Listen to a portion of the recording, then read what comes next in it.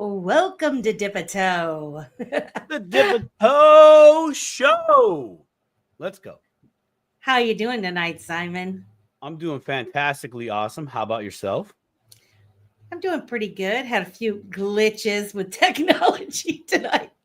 It's the mirror. It's the stupid mirror. That stupid mirror was that. Stupid mirror button, man. Figure out why. I'm like, why is everything backwards? This is not.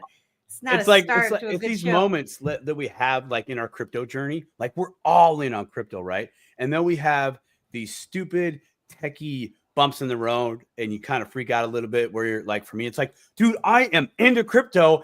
And how do you turn this around? This view that I'm looking at is still, oh, there it is. I got it. Click. Okay. I'm happy. I'm good. I'm happy. I actually, yeah, it's funny. I just sent the link again to Brad. Oh, did I say that out loud? I resent the link to Brad. So he'll be coming on shortly. Want to welcome the 19 people. Brad. Well, Brad, Simon. The Brad. Yeah. Garlinghouse? The Brad. Not Brad Garlinghouse, but guys, tonight someone far. This is not a shot about Mr. Garlinghouse. If it's not him, you're saying like this individual is far better than that individual on a personal level.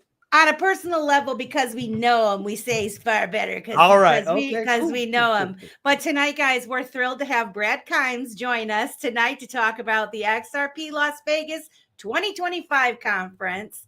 And if you guys aren't familiar with him, Brad Kimes is a key influencer in the digital asset space. He's famous for his YouTube channel, Digital Perspectives. He's a musician, an entrepreneur, an investor, and a committed YouTuber who dives deep into the world of Ripple, XRP, and the wider cryptocurrency scene.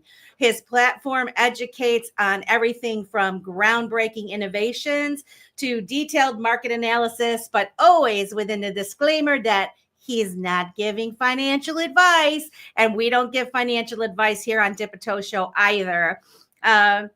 And as many of you guys know, Brad is deeply involved in the XRP community. He hosts engaging discussions and he's leading events like the XRP Las Vegas conference.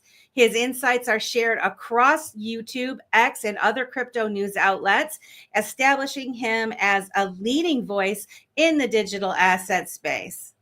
So, without further ado, let's give a warm welcome to Brad Kimes. And Brad, come on in. Come on in. Let's dip-a-toe. How are you this evening, Brad? I'm doing great. Can you guys hear me? Yeah, we're good. Perfectly. Wonderful. So, first of all, thank you for having me, both of you. We talked about this in 24 at XRP Las Vegas. We did. I never forgot you, and I wanted to do it. I just thought, okay, we should do it around the conference when we get a little closer, start getting into the wind there. And I've been looking forward to it ever since. It was such a pleasure to meet you all, and thank you for having me here tonight. And thank you for that wonderful introduction. I could say, Brad and I share the name, but not the same portfolio. That's what I'm talking about. Well, one day maybe we will have a little slice of the pie, and we can be up there in the ranks of Mr. Brad, XRP Ripple Brad, Garlinghouse. So, Brad, I'm so excited that you're finally here and to be able to have a discussion and share you with our Dip-a-Toe audience, which there's 33 of you guys in the audience tonight. We thank you so much for coming. Becky Forbes is here, Independent Music Universe, our friend Niall, he's here, Northern Living, X-Peak Blinder, Lisa A. There's a whole bunch of you guys in here. We appreciate you coming every week.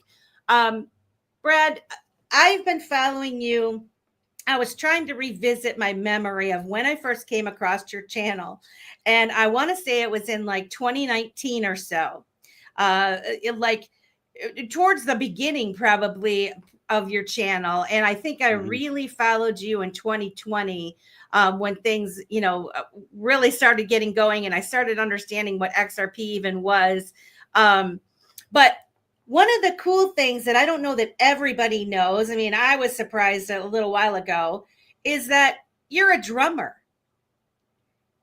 Yeah, and I remember when I found that out, I brought it on the Dip a Toe show, and I was so excited. Yeah, nice. Can you tell us a little bit about your drumming experience? I know people want to hear about the XRP conference, but that takes mad skill to be able to beat on those drums, and I'm just always admiring people that can do it. Tell us a little bit how long you've been drumming, and what have you done with it? Well, thank you. Yeah, and I have an electronic kit here. Now, I have a whole recording studio downstairs in our home that's set up to do some proper recording, for real deal stuff. But this one just lets me sneak off if I got like 20 minutes in between making videos. I need to just get that's your woosah. I'm good. Yes, exactly. Rhythm. I don't care what they said. I don't care. Right. I'm good here. Just with the yes, that's exactly right. So it's exactly what it is. It just gives me a chance to I was there playing it today, just kind of just you got to get away from it just for a few minutes, and be able to do something else, get your mind off of things. But yeah, I've been playing for I guess north of 30 years now, and professionally my whole adult life. I've loved it, and the pandemic basically happened, and I've done everything from barroom gigs to working for a record label, working with multi-platinum producers, and doing weddings and corporate. You got to do it all. You're not going to do some of it. Right. You're going to end up doing all of it. Right. So I've had the pleasure, to be able to do that in my career and feel very fulfilled in that regard. And when the pandemic hit, I had a YouTube channel I was doing on the side just for a hobby because I liked investing, and I had really gotten excited about investing, and then certainly crypto when you find it, like most people. And then the pandemic happened, and in just 2 phone calls in the same day, I lost a year's worth of work because the entertainment industry was shut down first, right? Yeah, you're right. Yeah. So it was just like that. And then what happened is that I had to reinvent myself in order to make a living. And I started doing in-home lessons with some of my students that could do it online. And then obviously turned into my channel at that time and doubled down on it. And it was with the guidance of, a couple of my dear friends, DAI, Mr. B, XRP, really helped shape me and get me in that direction, especially DAI, and help me really get serious because I was just doing it for a hobby before then. Yeah. And I knew I needed to really kind of okay, I need to kind of rebrand because I was Investment Perspectives early on, if you guys remember. And then I rebranded to the different format to Digital Perspectives. Right. And that's basically essentially why that happened, because I needed to reframe everything and get it to a better working place. Yeah. Well, I have to tell you, the Digital Perspectives is a great name, and I've always been jealous since I first saw it. I'm like, that is a great name. I would have chosen that name myself. I'm like, that was great. How did he snag that name? Yeah, well, thank you. I do appreciate that. I had Investment Perspectives, and I felt like that was more broad, right? Because, not speaking directly to the digital market. So then I just made the decision to put digital in place of it when I rebranded and then went with it. One of the things that, is like a staple to me and my channel is I love speculating about investments because I love to try to find early investments. And in particular, I like to try to find emerging sectors of the economy or things that are about to break open based on regulation or legislation. And when you can find those areas of investment, it's exciting to me because then you can start to drill down on, what is it inside of that particular sector that you're excited about, and then start looking at who are the ones that look like they might be the winners in that sector. And then that's how I obviously found Ripple and XRP, the asset. Well, and you cover a wide variety of topics, and the one thing that I really liked about your channel when I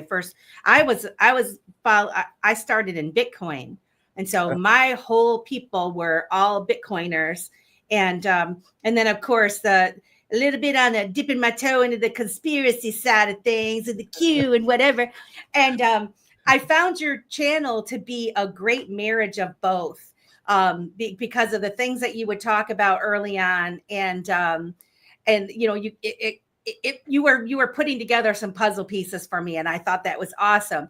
But I always wanted to say thank you, because you talked about things, even though you weren't like talking a lot about Bitcoin. You were the one that I heard about the Texas Blockchain Council, the very first conference that they ever had. And so for you guys that are out there listening, Brad has brought so many things to the table, to the forefront, for those that were giving it attention, of things that have come to be super big.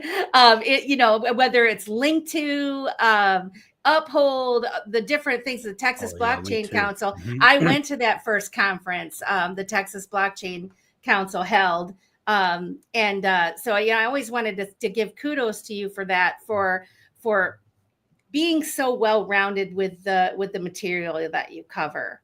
Well, thank you. I appreciate that, Melissa. You know, it's hard, and honestly, it takes a village. And you know what? And we don't always get it right, you know, and I've had to go back and make retractions or whatever, or, you know, one of the things that I love to do is to speculate, right? Like, I love to speculate from what we know to where we could go. And sometimes that sets people crazy. There's some people that aren't built for that at all. They hate that I do that, and it's not a good fit for them, you know. And for me, it's just like, that's the excitement of being in a space that's early, right? And trying to speculate about where it could go, and who would the winner be, and how it would all work, you know, and why are they choosing to go this way? I absolutely love that. You know, you talk about that, and in reality, what that is a thing that most of us don't do or can't do. And those of us, I would argue, in the digital asset space are learning how to do it. And that is, be a visionary. Look far down the road of it could happen. What does that look like? You know, and even for the individual, that can drive somebody mad crazy. You know, it can. But I like that too, because once you catch the ability to look down the road in that manner, and in excitement, as opposed to a fear based, you know, kind of thought process. Man, your outlook on life suddenly just it pivots real quick. And Brad, I too got to thank you for that, because you know, when I would listen to your show on the job site doing construction, right? And I was the only person on the job site. Doesn't matter what job site I went to. I was the crypto guy, or the magic internet money guy, you know, all that stuff, right? The normal names. And I would go to people, go, listen to this guy. Just listen to him. He sees what is possible, okay? But he's bringing it to the mainstream level. I mean, yeah, there might be some like hype there, but he's not going down the super shoulda, coulda, woulda road or anything like that. Just listen to him. And because of how you have done your show, how you continue to do your show, it is really, in my opinion, a baseline radio disc jockey, like a morning talk show, right? Totally. Real quick, positive energy. Look what happened. You know, I mean, there was at least one job site that I remember where probably for about a month straight, I had about 10 individuals on different floors going, "Come on in, you know, come on in. Oh, hey, what that?" They couldn't remember your name to save their damn life, but that's that come on in guy. But dang it, did they know that part? And it just it helped to be a validation. You know, hey, what does this young kid know about finance, this, that, and the other? I'm like, dude, I'm not the only one, and it's here. Now, you know, and you were really the only one that was being able to bridge that gap of information, taking something from the real world that was already embedded in us, just a normal radio kind of talk show, but you were delivering the knowledge and the information that was the future. But the way you just delivered it, real cut and dry. Hey, this is exciting. Don't know, but we'll see. You know, it's perfect, man. It's really perfect. So I thank you for that. Well, man, thank you very much, amazing. Man. This is a love fest. Listen, you know, you guys are incredible. I really do appreciate that. And you know, we only had a chance to briefly meet one another when we were at the conference. And, it's insane. People are all over you guys, are all over me too, right? And it's a beautiful moment. And I'm not complaining at all. It's a beautiful moment to embrace, but it's very difficult to get that meaningful engagement, when knowing that we're all influencers, we don't have time to really lock in and talk, like I got a chance to sit down with Alan, which was amazing. And you filmed that. I think you guys had filmed that. I got suckered into that too. So I was right. That was great, man. I mean, I have been wanting to talk to him for a long time. It's another really smart guy in this space, man. It's just funny. And listen, I do appreciate the kind words. I really do. It means a lot to me. I'm just a guy trying to call it the way I see it, right? And I want to share that with other people and let them make up their own mind, right? And they'll figure out how much to hold on to or what to throw on the floor. And it's none of us know, right? But I mean, I think we're seeing some things now that are letting us know that you'd have to be Ray Charles not be able to see where this is going, right? Because we can all see where this is going. Look, this is where, like, I was excited to talk to you tonight because, there's the Riddlers out there, which a lot of people don't care for the Riddlers, whether you want to talk about the clue droppers and whatnot.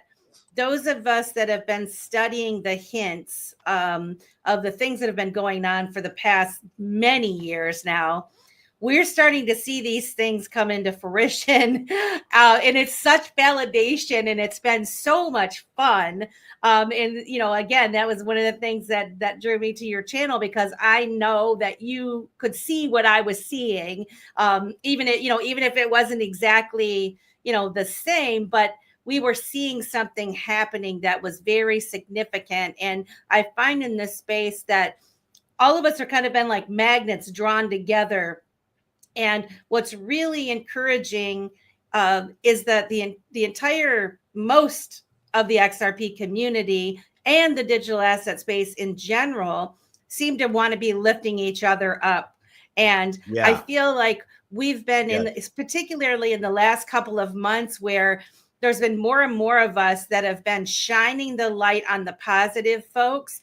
And I'm seeing more and more positivity coming, and more groups that were normally divided kind of coming together. And I mean, when this all comes down to it, we're gonna be celebrating together. And so your XRP Las Vegas conference, we kind of want to talk about that, because I know we only got you for an hour here. When did you first decide to create the XRP Las Vegas conference? What was the inspiration behind it? And, can you kind of walk us through how this all happened? Because, I mean, did it snowball on you? Was it a small, tiny idea? Was it, what happened with that? How did you do it? Well, it's a great question. And just to go to the point you both were making before, it really does take a village, right? I mean, it's not any one person. There's one of the things I really regret, as happy as I am about the things I've been able to do from the channels and the success that it's had, is I don't get to listen to other YouTubers anymore the way I did when I was just doing it as a hobby. Yeah, right. And you kind of, until that moment like happens to you, like, oh wow, like I don't know what, unless somebody sends me a clip like, hey, you got to check this out at this time marker or whatever. I don't know what else is going on from other people, really, and I miss that, from a spectator point of view. But it does take a village, and I love that, everybody gets a little something from everybody in the space. There's enough room for everyone. And as long as everybody comes out in the space with a creator mindset instead of a competitor mindset, there's always enough room, because everybody's creating content instead of trying to compete with someone else. And I got to give a shout out to all these wonderful people. I see the friends out here in the audience here that are saying such nice things. So shout out to all of them. They're excited. When they heard that Brad Kimes was coming on, they were like, "Oh my gosh, this is fantastic that you're having Brad on."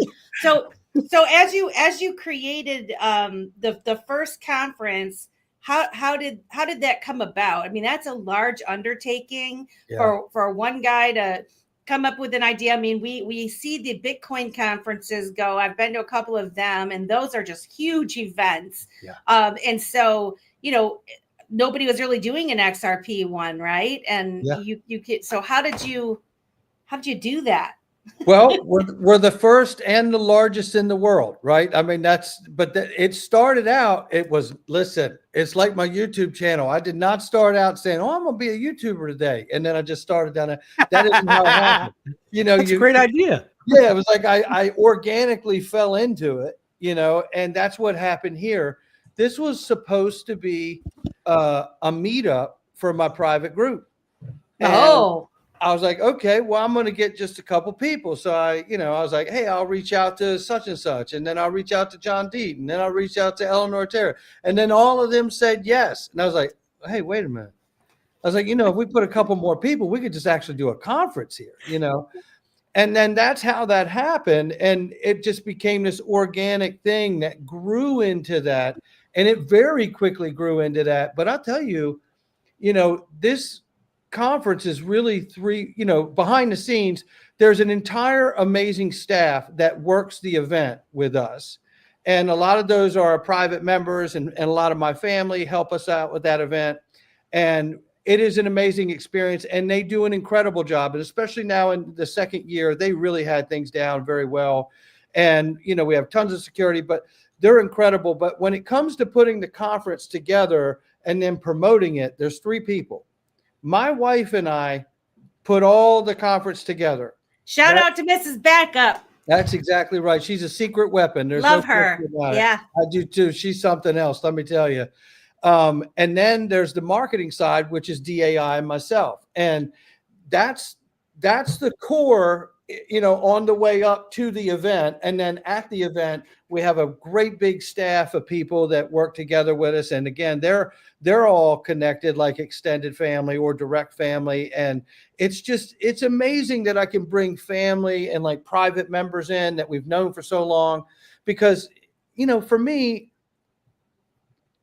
obviously I'm in here to get generational wealthy. That's exactly what I'm here for. And I don't apologize to anybody for it, right? I mean, and I want to help as many other people achieve that goal or whatever their goal is along the way at the same time.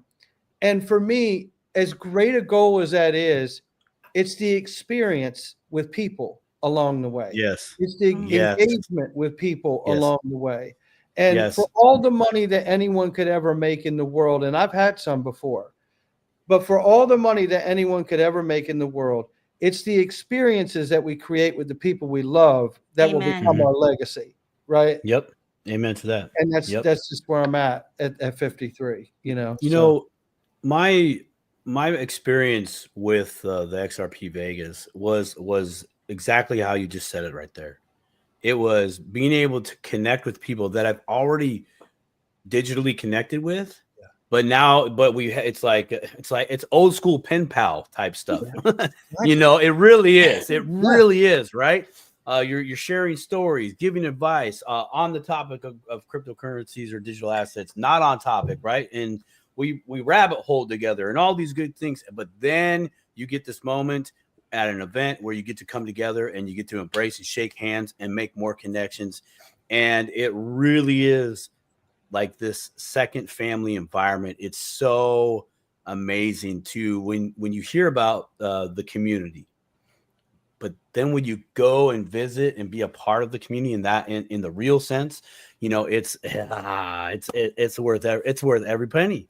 It really is, because the more connections I received more connections out of there, just being like-minded individuals, right? And of that, those are priceless. I get to have those forever.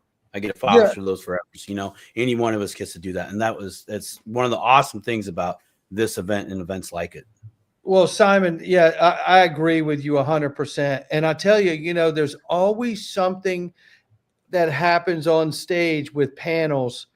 They say things, they talk about things that you won't hear anywhere else. And, it's funny because, I'll be at the conference and then I'll hear something like, what did they just say?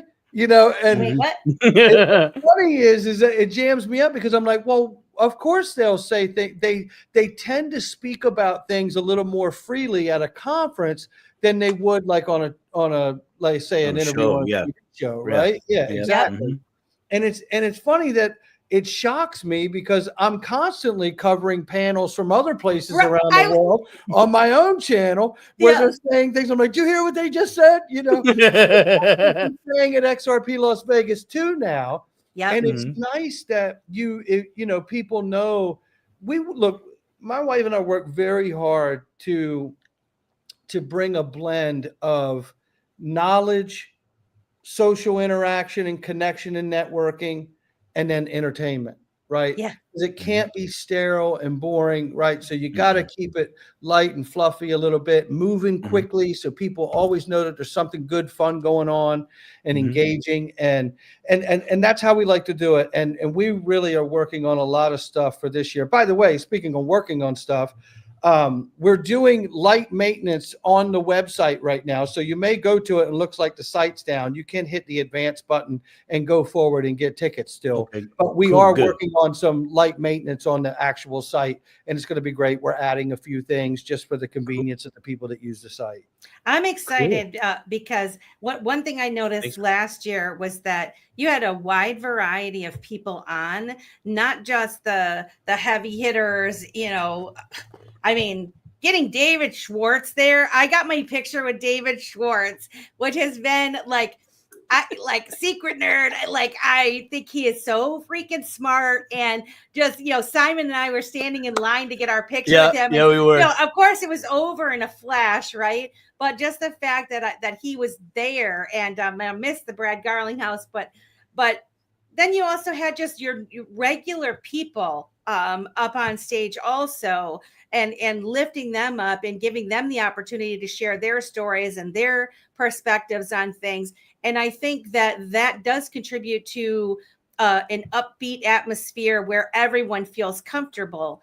And again, I mean, people explain things in ways that we can understand at a personal level. And when you're commingling and mixing around with all the different people in the audience, it's an incredible vibe.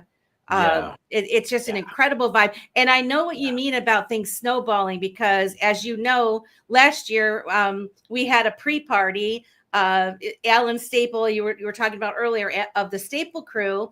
He and Dipito Show and Trini, one of our friends, sponsored a pre-party on Thursday night before the conference. And I just started reaching out to people like you did and asked them, would they like to come? And they all said yes. And I'm like, holy smokes, like we have really cool people coming, you know, this is incredible. They don't know me from anybody, and boom, they're coming. And we're going to do the same thing this year. And it's going to be bigger and better than ever. And we're just like super, super excited for this conference this year. So am I. And we're expecting a massive turnout. I can tell you that we've already sold the attendance level of what we had all of last year. Oh my gosh, really? It's insane. So we're looking at probably 2,000 people, and we'll probably have to cut the tickets off. Yeah.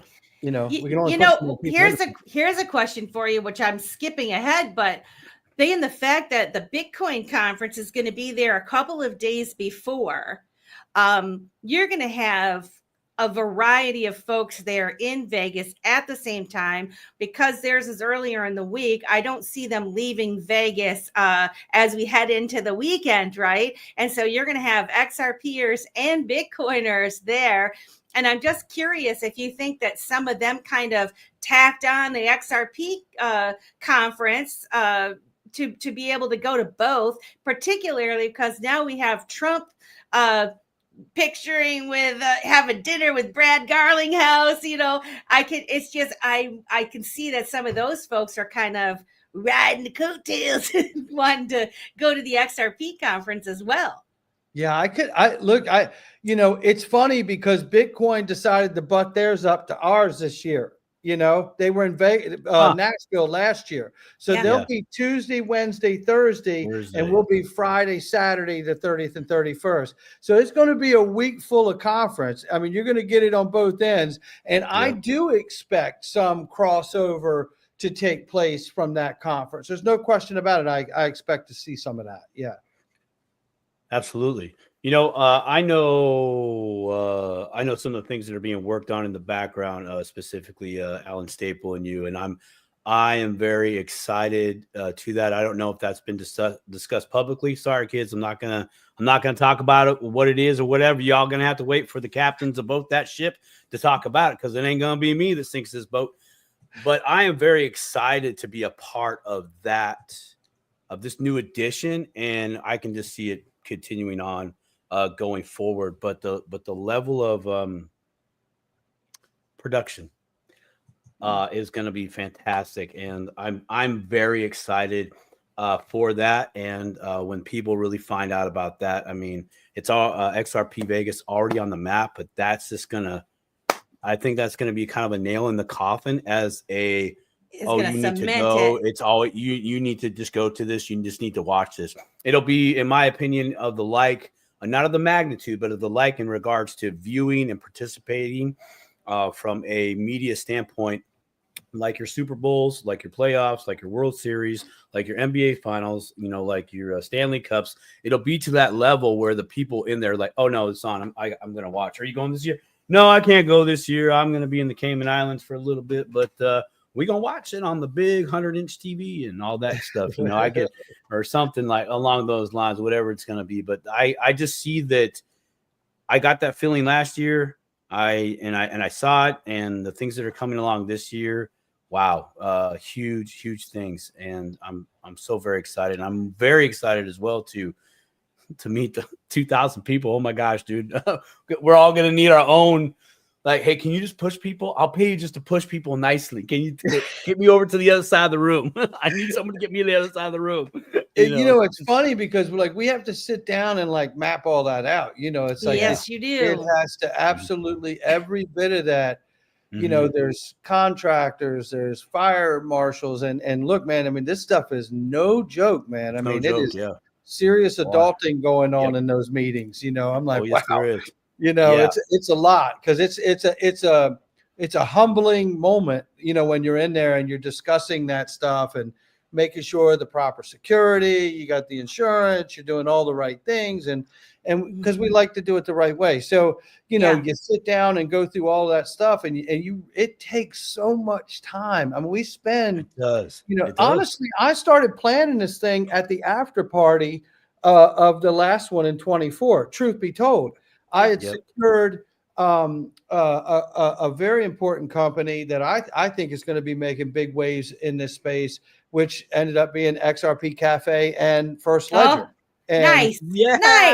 And we locked in a deal with them. I really at that after party. So we've been working on this for a year solid, you know, and it hasn't stopped since then. And now it's really starting to pick up the steam, because we really only have a handful of slots left for sponsorship potential. You know, that's how quickly this thing's going. You know, I don't know how many people are aware of this, but last year we never sold tickets, and it may have been that way the first year. I can't really remember. I could go back and look, but we never sold tickets, I think, until February 15th last year. And we've already started selling back in November before the year ended, right? Or December or whatever it was. So this is super exciting to be out of the gate this early. We have our footing on how these things are supposed to go now. There's a lot of the learning curve that we have underneath of us and kind of behind us. And what those fears have now become confidence, right? Because we're working with this place. We know what the rules are. We understand the contract. We know what the verb means, right? But believe me, there's still going to be a lot of learning lessons along. There's a lot of lessons along the way. Oh yes. What kind of lineup do you have this year so far? Well, there's a lot I can't talk about. I know. Focus on what I can for the moment. You know, but obviously Ripple will be there to be announced on who the people will be there on stage this year. Stay tuned. It's coming soon, right? Uphold will be there. CEO Simon McLaughlin. I'm sure Nancy Beaton.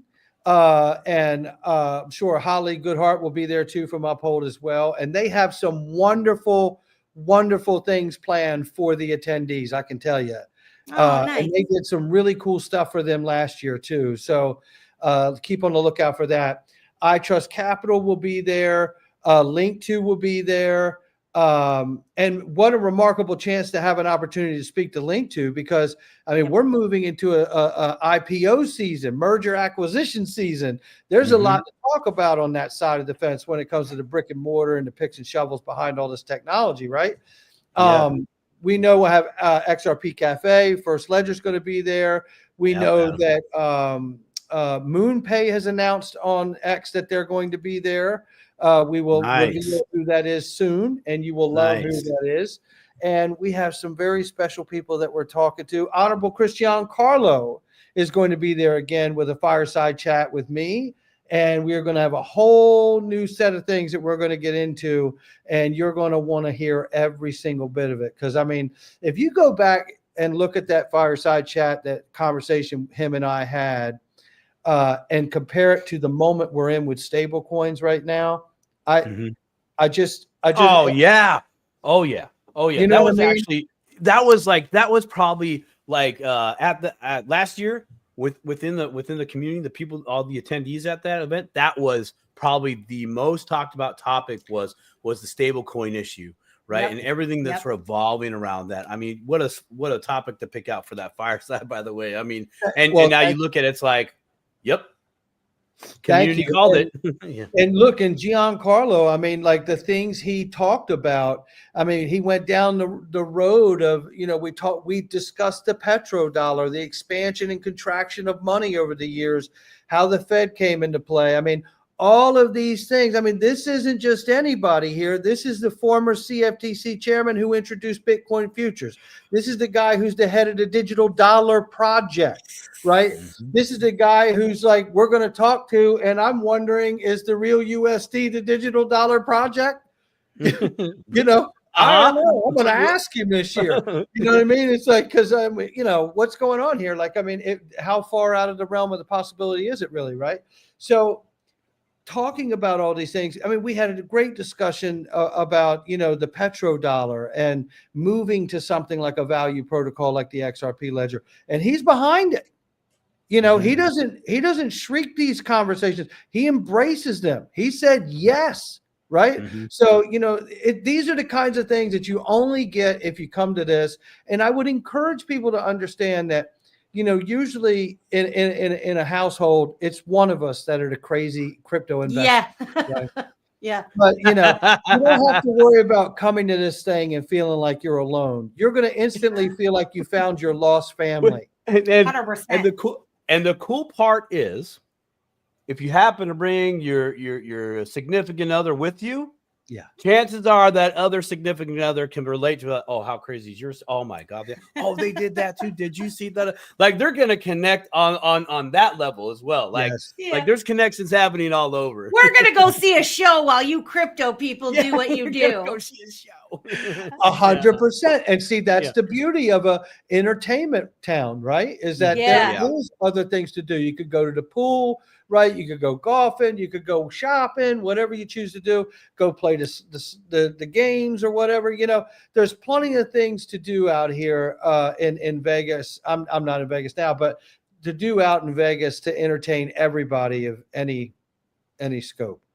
Yes, absolutely. We had a couple of questions in the audience. One of them, and I can't find it right now, but I remember what it is. Someone wanted to know how you and DAI met, like how you became good friends with your channels, and how we, you know, helped support you with that.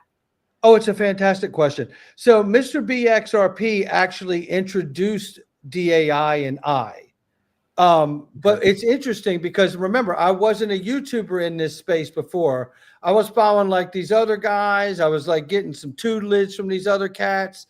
And this is back in the day when I really didn't understand. I wasn't even a YouTuber. So I was just an observer. I was an audience member, right? Sure. And look, there wasn't a lot of influencers back then. Like it hadn't popped off the way it is now. It's really awesome. There was not. And back in the day here, you know, in 2017, 2018, yep, I would watch these channels. And if I saw a channel back in the day, this is how naive I was. If I saw a channel and you were covering something and then 2 hours later DAI covered it, I thought he stole it from you. Yeah, I get it. I totally get it. Yes, we understand. And I laugh about this shit all the time. Look, it's hilarious. I mean, we laugh about this shit all the time. Because I'd be like, dude, I used to think you were stealing shit for somebody because your video came out at 11 and somebody else's came out at 9. It was so stupid. Yeah. It was stupid. But I didn't understand. I didn't understand how it worked. I'm just being honest, right? The musician in you came out. Oh man, they just stole that stuff. Yeah, you stole that hypocrisy. You know what I mean? You know, it's crazy. I was first. Right. And then, but then it was like, you know, and it was a very short period of time. You know what I mean? Then after a very short period of time, you quickly realize like we're all talking about the same thing, just like news stations. It's like, get your shit together, Bradley. You know what I mean? So obviously I acclimated quickly. And I told him, I said, man, I used to talk shit on you and all kinds of people. I thought you were stealing people's shit and all this stuff. We laugh about it. Look, that goes to speak to how cool this cat is, man. I mean, he's that cool of a cat, you know, that I could just be straightforward and just like tell him that. And then we still hit it off, you know, and then look, I mean, if you get to talk to him long enough, you're going to be great friends with him. You know, he's that kind of guy. So we just connected like that. And obviously we're like-minded in a lot of ways about how we see this space and how we live life and stuff like that too, and our families. So it's just been a great friendship out of all of this. And again, as I said, you know, the wealth is very important to us and our family and what we're after, and we won't stop until we achieve it and do it legitimately and help as many people along the way as we can. But it's the experiences and the friendships that you make. That's where the real value is. And I want to touch on what you just said, because the fact that, you know, both of you guys lifted each other up. You guys were both early in the space. There was a lot of finger pointing, not you. I mean, there was a lot of it early on, because I remember, and I like to tend to stay away from, you know, those types of things. But the fact that you guys are successful in what you're doing, you are presenting information, you've gained trust in your audiences that come to your shows. They look forward to your shows day after day. I mean, you know, our show's 2 hours long. It's long. You guys produce short content, right? So different strokes for different folks. I like listening to you while I'm putting my makeup on for work, and I'm like, okay, I got 15 more minutes. I can put one more Brad Kimes video on and finish up my hair before I have to walk out the door. So I kind of use those shorter videos as a timer for myself. But the fact that you guys have embraced the fact that when we work together, we all win. And that's the thing of this is, you know, even with us smaller accounts, it's really helpful to be able to have, you know, someone like yourself on our show and have everybody support each other. And I truly do believe that, you know, all boats can rise together when we work together. And I feel like that's the future that is being built right now. And I know there's a lot of negative people out there thinking about the dystopian future that's being built and all of that. I kind of wonder what your perspective is on that. You know, what are your thoughts when you hear people saying, you know, the Whitney Webbs of the world, the fear mongering type of people that say we're entering into this dystopian world where we're just going to be controlled and we're not going to own anything and be happy? What do you think about that, Brad? Well, look, I mean, they're as excited as we are, as I am, about making money in this space and the evolution of this innovation and how it can affect the world and disrupt things in a positive way. We do have to understand there is a dynamic where things can affect the world in a negative way. You know, Absolutely. if we just look at the circumstances of what we've gone through over the last handful of years, you know, the weaponization of social media against its own people, right, by the government, right? This is a fact. We've watched this happen, right? This isn't up for dispute. This isn't anyone's opinion. This is a fact that's happened. They got caught doing it, right? In fact, Mark Zuckerberg wrote a letter going, I didn't mean to do that, you know. Right. Yeah. Sorry about that, you know. Man, I wish I knew that worked. I would have done that in my few past indiscretions. How about it, right, Simon? I didn't mean to do that. Yeah. I didn't know I couldn't do that back there. You know, it's funny too, because when you look at these things, you know, you say to yourself, you know, there's the pro and con of the benefit of the media and the social media platforms that have connected the world so closely. But yet then they were turned around and weaponized, and then censorship came into play, right? So these things are very real that happen, and it's because there's people behind them, right? Yep. And there's good people that do good things, intent of doing good things, and then there's people that do bad things, and that's just the way it is every day, right? Yep, and absolutely. What we have to do is we can't go into the thing with blinders on. We're going to get rich. We're going to get rich, you know, and not pay attention to what that means. What's the outcome look like of getting rich in this sector? You know, is it at the cost of other people? Because getting wealthy doesn't have to be at the cost of anyone, right? You know, getting successful and being wealthy really should come at the cost of helping and serving others. And if we make sure that that's the intention of this technology, is that it always serves us instead of us having to serve it, I think that's where we're going to be better off. If we make sure that this technology doesn't infringe on our privacies. Like, if you just go to stablecoin legislation, this is a part of the conversation I had with Chris Giancarlo at the last conference. As nice as that stablecoin bill is, it's missing privacy. There's not one word in it about privacy. And you can't just simply default to, well, we're going to have a third party do it, so that way the government can't go. Well, that didn't stop them from controlling social media. That's a third party, and they controlled that. So there has to be something in place that guarantees that the Constitution, our right to privacy, is respected when it comes to these instruments of value, that we're not infringed upon. But at the same time, we could open and search the open free market and find things like insured accounts for custody, right? That we don't really have a lot of today, right? So just like you would for a traditional market product. So I just think there's both sides to every coin, and we have to be willing to look at both sides. And this is where we come in, because people like you, people like DII, people like Dip a Toe, we're sharing the information. We've got our eyes on this, and this is where I think we're heading into a different age. And somebody posted, Whitney Webb makes a lot of sense. Her writings make a lot of sense. They do make a lot of sense. The only thing I caution people is that when you only think about things in a negative way, you kind of put yourself into a helpless state, right? That it's too big of a problem for us to tackle. We can't stop it. But together, with us paying attention, giving this our attention, getting involved in things like the Texas Blockchain Council, you interviewing people like Christian Giancarlo, coming on and talking about it, all of the companies that are building things, the XRP ledger being decentralized and people getting a vote and a say in what happens on that ledger.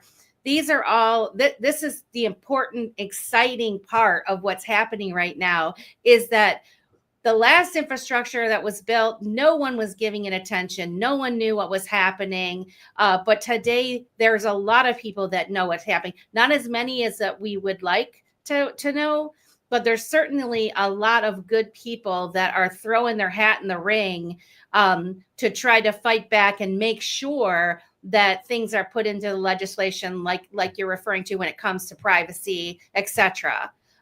That's why we are so important in what we're doing, even our little channel like Dip a Toe, you know. Well, I think you're right. I think you make a great point, because I mean, look, it doesn't matter about the size of the channel. What matters is the intent that you're sharing, right? What's behind your intention of what you're doing? And what you're doing is trying to be engaging, create conversation, and really talk about the things that are in front of us at the moment, and current events and where they're going, right? And what's the best way to handle them. You know, I think when people kind of focus on the negative, sometimes obviously that can get views, right? And that's something. And sometimes people just have I think for most of us, it's easier to have a negative outlook because the mind is built for it, right? The mind is built to say no to almost anything. Like, no, get out of here. Just be away from it. Whatever. There's risk here. Leave. Yeah. That's kind of how the brain works, as a starter, right? So if you can get beyond just the fear of something or just the negative side of something at first and start saying and having that conversation and engaging and saying, okay, well, let's not just talk about what's bad with it. How do we fix it? Right? Yes. What does it take to make it better? Where's the hurdle? How do we get through it? What's it going to take? Is it a legislative issue? Is it a regulatory issue? Is this something that needs to be done with the technical side? Are they missing something with the proof of partnerships? Where is the problem with it? Is it in the tech itself?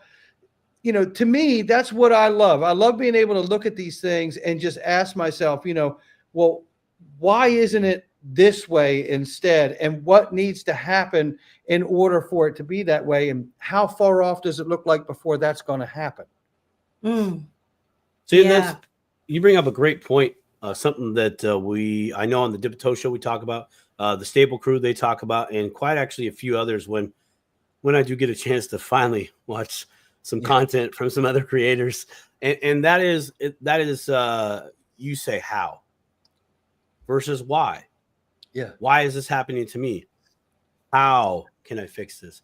How can I go around this? And how can I protect myself? It's like how can I protect myself? Knowledge is power. I don't like that. Well, why actually don't I like that? Yeah. Why am I scared right now? It's this. No. There's something deeper there. Let's go deep.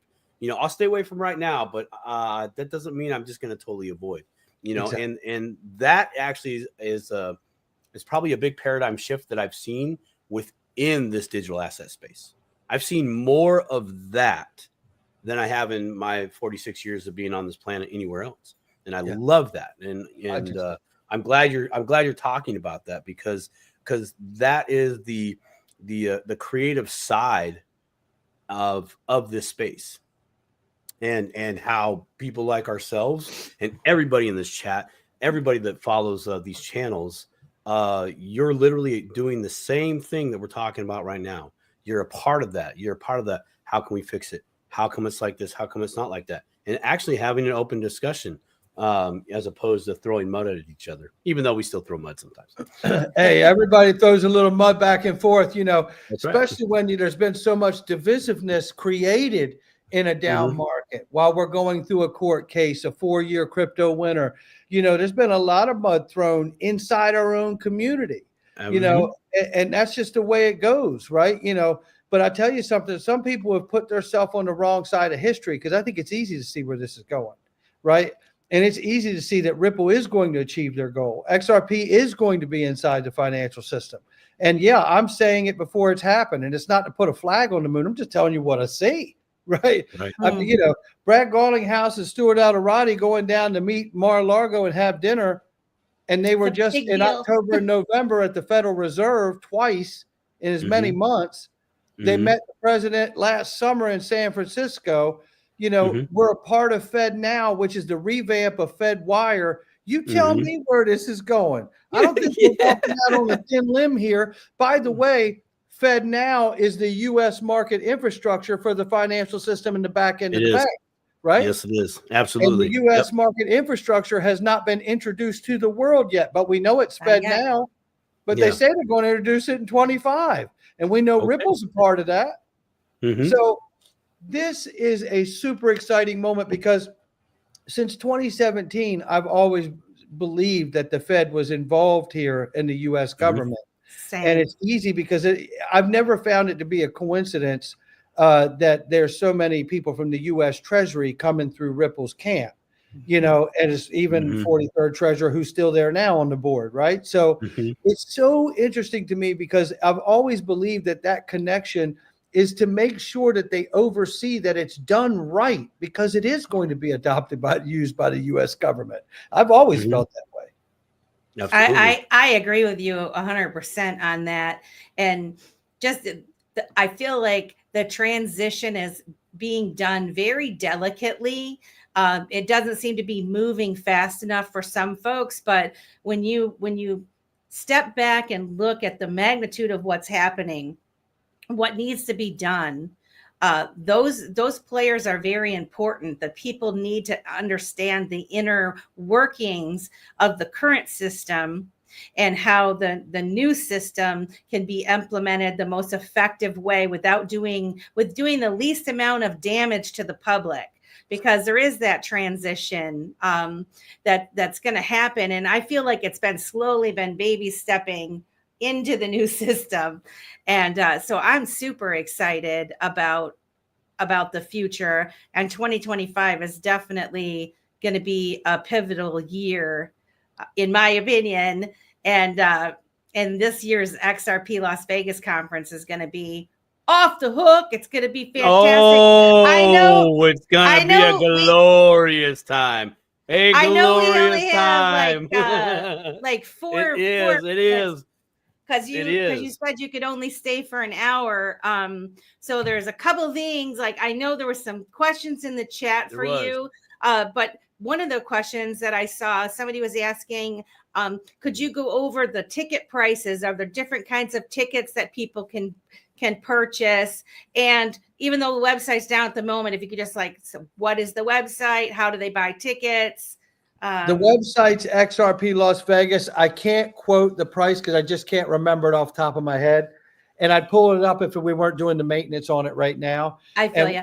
And we're actually adding a page or two onto the website, which will make it, more cool for people to use. And like stuff to see. So we're adding a few things there too. So I can't remember the prices. If I known you were going to ask, I would have brought them. So that's my mistake. I'm sorry about that. But you can go to XRP Las Vegas. You can hit the advance button and you can still go get a ticket. That's for sure. But it does look like it's under maintenance at the moment. But yeah, so there is a general admission ticket. There's a VIP ticket, and then there's an after party ticket. So you could choose for the 2-day conference to buy a general admission ticket, or you could choose to get a VIP ticket. And you'll get different food. We feed everybody over the course of 2 days. It's a huge undertaking. Amazing food. Yeah, food was good. Thank you. And I felt that too. I was shocked. No, I was shocked. It was fantastic. I was like, wow, this is the best conference I've ever seen in my life. Yeah. I wasn't sure at first, the first day, I wasn't sure because I had walked around for 12 hours. And then I was like, my family was like, you need to eat something. I was like, all right. And I took a bite. I was like, now, is this great because I haven't ate, or is this great? Yeah. Great? You're like, I'm just hungry. This is not quality. I could eat a napkin right now with salt. And it would be good. Right, Simon? Yeah, exactly, man. Yeah. So, but it was, the food was fantastic. And so with the VIP, there's a different menu and a nicer spread for the VIP, and then a VIP room. And then obviously the VIP people also get preferred seating up at the stage as well, obviously, which is, you can imagine. And then I think there's also this year, we're doing a drink special for the VIP people too. I believe we're doing open bar in there. Don't quote me, but I'm pretty sure we are. Oh, wow. And then the GA people, they will still get fed too, right? But there's a different, set of circumstances there. So, sure. But if anybody wants to come to the after party, anyone has to get a ticket, whether you bought a VIP or a GA. And I can tell you the after party, I can't say how it's going to unfold, but I can tell you it's going to be electric. It is going to be an electric. It's going to be electric. That will be a straight up party. Partay. We going partay on that. Nice. And that'll be the Saturday after after the conference, the second day. That after party is in the evening. That is correct. Oh, and I can say this too. Shout out to Fruition Productions, who will be showing the documentary Rigged from the Start for free as a bonus value on Friday night in the banquet room, in the ballroom, I should say. Nice. So that will be something you will also have the opportunity to take advantage of while you're there. So very, very cool of them to do that. Yeah, somebody did mention that about if there was going to be documentaries played. So I wonder if that's what they were talking about. Someone else had asked if you're going to have. They thought they heard you were going to have I think the CIO of Bitwise on stage this year. Does that sound right? I can neither confirm nor deny. Oh, so they were setting me up. They set me up. Atlantic Living, you're going to have to wait. Oh, yeah, that's funny. Yeah, that is neither funny. Confirm or deny, but I know I did just talk to him the other day and interview him. And I'll tell you what, I'll give you this. Nobody knows this. I'll be releasing an interview from Stephen McClurg from Canary Capital, who has an application. When does a bird sing? Tomorrow. Yeah, so that's tomorrow. Nice. Yeah, that's big things right there. Yeah, big stuff. And there's some really great stuff in that conversation we had too, by the way. You're going to want that. I believe it. Well, here's something. Awesome. I don't know if, Alan Staple had set this up with you, but this year, Alan Staple is going to have a media booth there at your conference, and Dip a Toe Show, for those of you who don't know, are going to be part of that.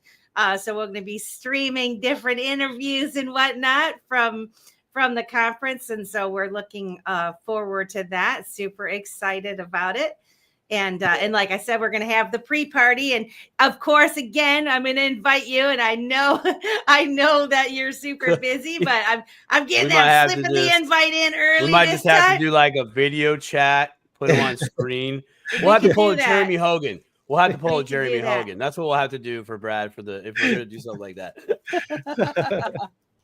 Atlantic Video has one more question. Is there any massive announcement coming or any bullish information you know about that you simply are not permitted to share or talk about? A yes is all that's needed. Oh, Atlantic Living. Now, Atlantic Living, do you mean as far as the conference goes? I think he thinks you got the inside track with Ripple.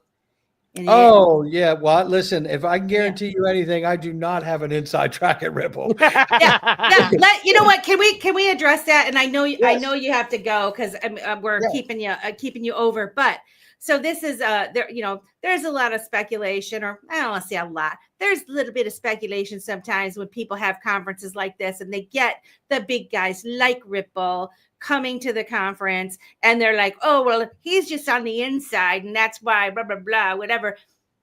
Can you just for the audience, you're not affiliated with Ripple, and you're just simply asking them like I did, right? For people to come on the right. Like, how did that even happen where they said, you know what, Brad, yes, we're going to come to your conference? Well, it's interesting because it is a very difficult process to even engage with Ripple because they're an enterprise-facing company. You know what I mean?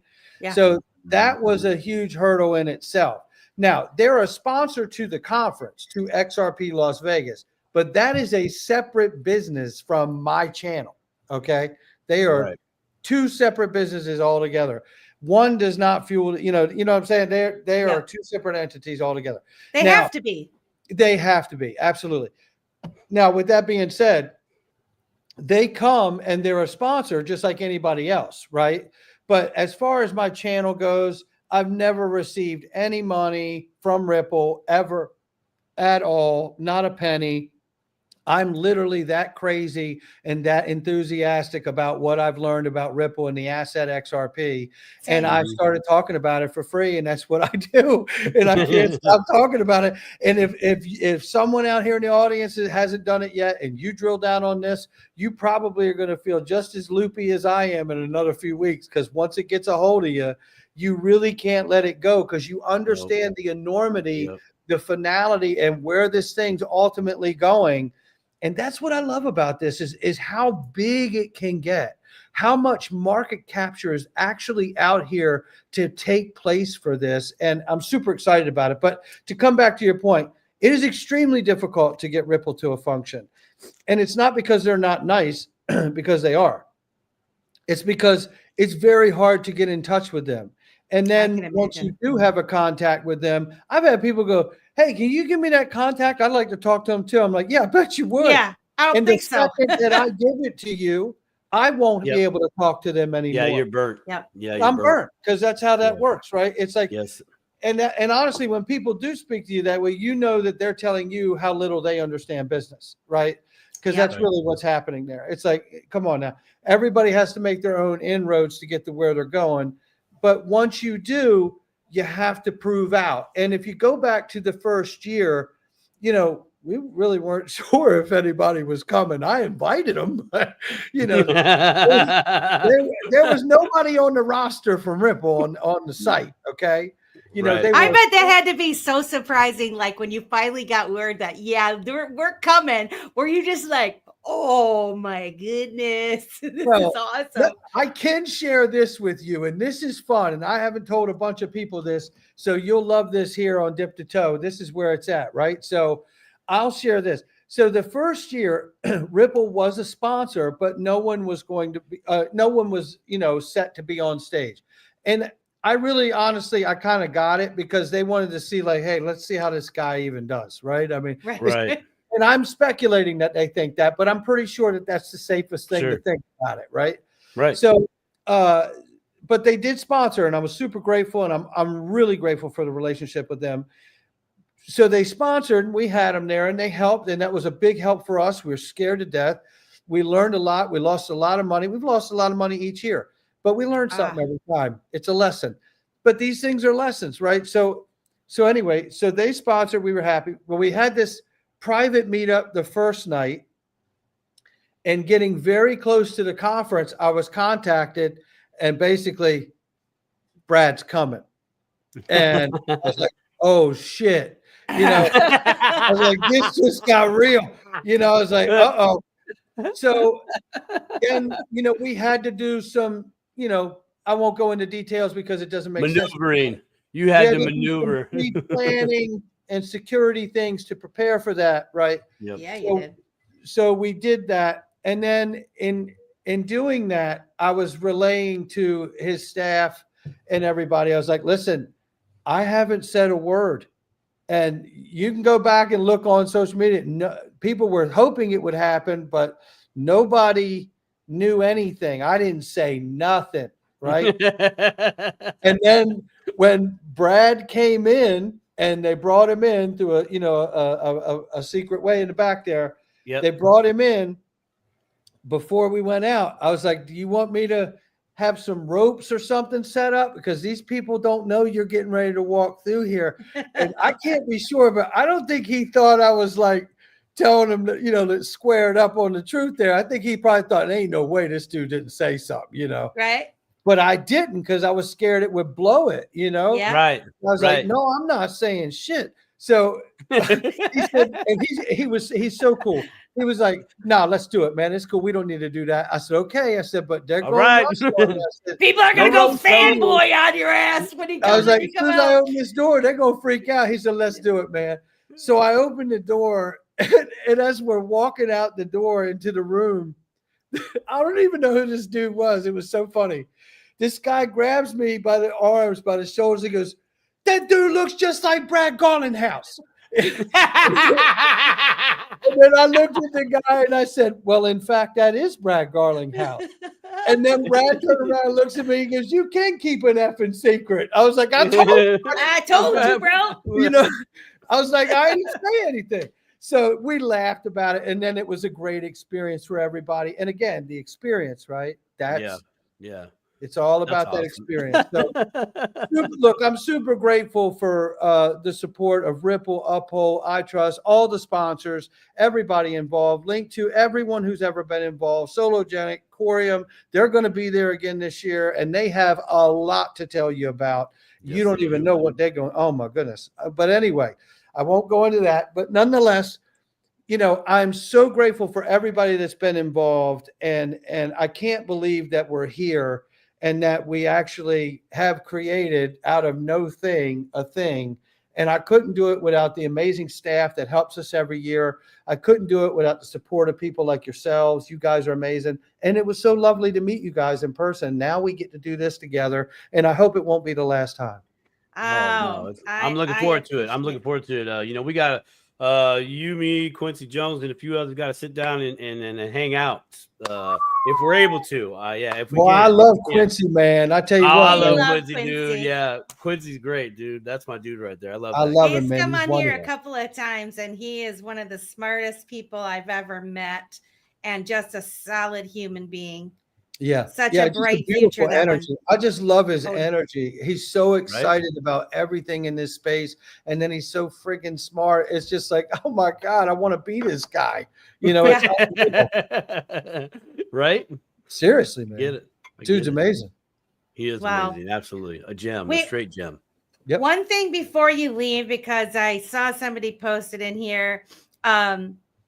We have a friend named Niall, and we are part of the IMU TV. He has this project, and I'd be more than happy to connect you guys. Dip a Toe Show is going to be hosted on their platform. They're independent music. They support independent music and also channels that are supporting the XRP ledger and that sort of thing. And so they're going to be streaming us by, I can't remember, it was like 70 different countries on there, but it's a way to get channels like ours, like yours, out there to a wider audience besides X and YouTube. And it's a super exciting project. And so if you haven't heard of them, look up IMU TV and IM Independent Music Universe.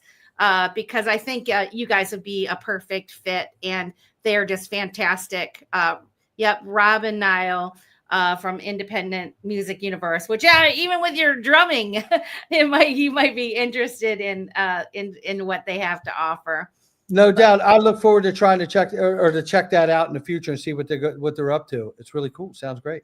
Yeah. I gotta reach out to him too. Well, I think we've kept you long enough, Brad. Time to get to bed. You got a busy day tomorrow. Well, I do, man. No doubt about it. These are long days, man. It's 14, 16-hour days. And then when you add the conference in, they get very dense. You know, the days are very dense, you know. Yes, they do. Yeah, they don't slow down. But look, I'm super grateful that we got a chance to do this. And I appreciate both of you so much. You don't even know. And your patience too. I know it's taken us a long time to come full circle to get this moment to happen. Right. But I'm super glad that we picked now to do it. And I can't wait to come back on here with you guys. It'll be a lot of fun. Same too. Thank you. We're going to put all your information. Some more announcements rolled out. Right. Yeah. With the new stuff on the website, get it all up, and you're gonna love it. You're gonna love it. All right, we look forward to that. Let us know when it's good to roll, and we'll check it out. Thank you we can help. Much. Have a good rest of your day. Thanks so much, Brad. You too. Thank you guys so much, and thank everybody, all your friends in the group, all the audience members. You guys are amazing. Thank you all so much. Have a good night. All right, you too. Care, Brad. Bye, Brad. Don't go anywhere, guys, because we're not leaving yet. We don't end the show like we're not leaving. I have announcements to make too, but man, wasn't that great, Brad Combs? Come on in. It was great. That was great. I'm super excited. 169 of you caught this interview. I'm glad you talked about the independent music universe because I was waiting for my moment to slip in, but I'm like, Niall, I need to find you on X. I've been slacking because I kept meaning to reach out to you, but I want to connect. And since you are broadcasting to 70 different countries, I think that there is a beautiful relationship to happen at this Las Vegas XRP 2020 event in regards to the media booth at the event. So I think there's a play there. Love to have you. I've already dropped the bug in a few people's ears. They're down for it. This is like a perfect marriage waiting to happen. Yeah. So now Niall and I I'm gonna get at you, bro. Niall and I are friends, and we've been talking. We've been talking back and forth. As a matter of fact, on that topic. Yes, of him coming, and he is wanting to come to XRP Las Vegas. He's trying to make the arrangements for that. And hopefully I can kind of help him with finding a good place to stay for inexpensive. So. Well, I'm trying to stay at the same place last time myself. Yeah. Well, yes, and that's why Yes. we're not Yep. going to talk about that right now. Because Okay, there's only fine. so many. Yeah. But yes, I was going to try to guide him in that. I was going to try to guide him in that way. And Rob is from Detroit here.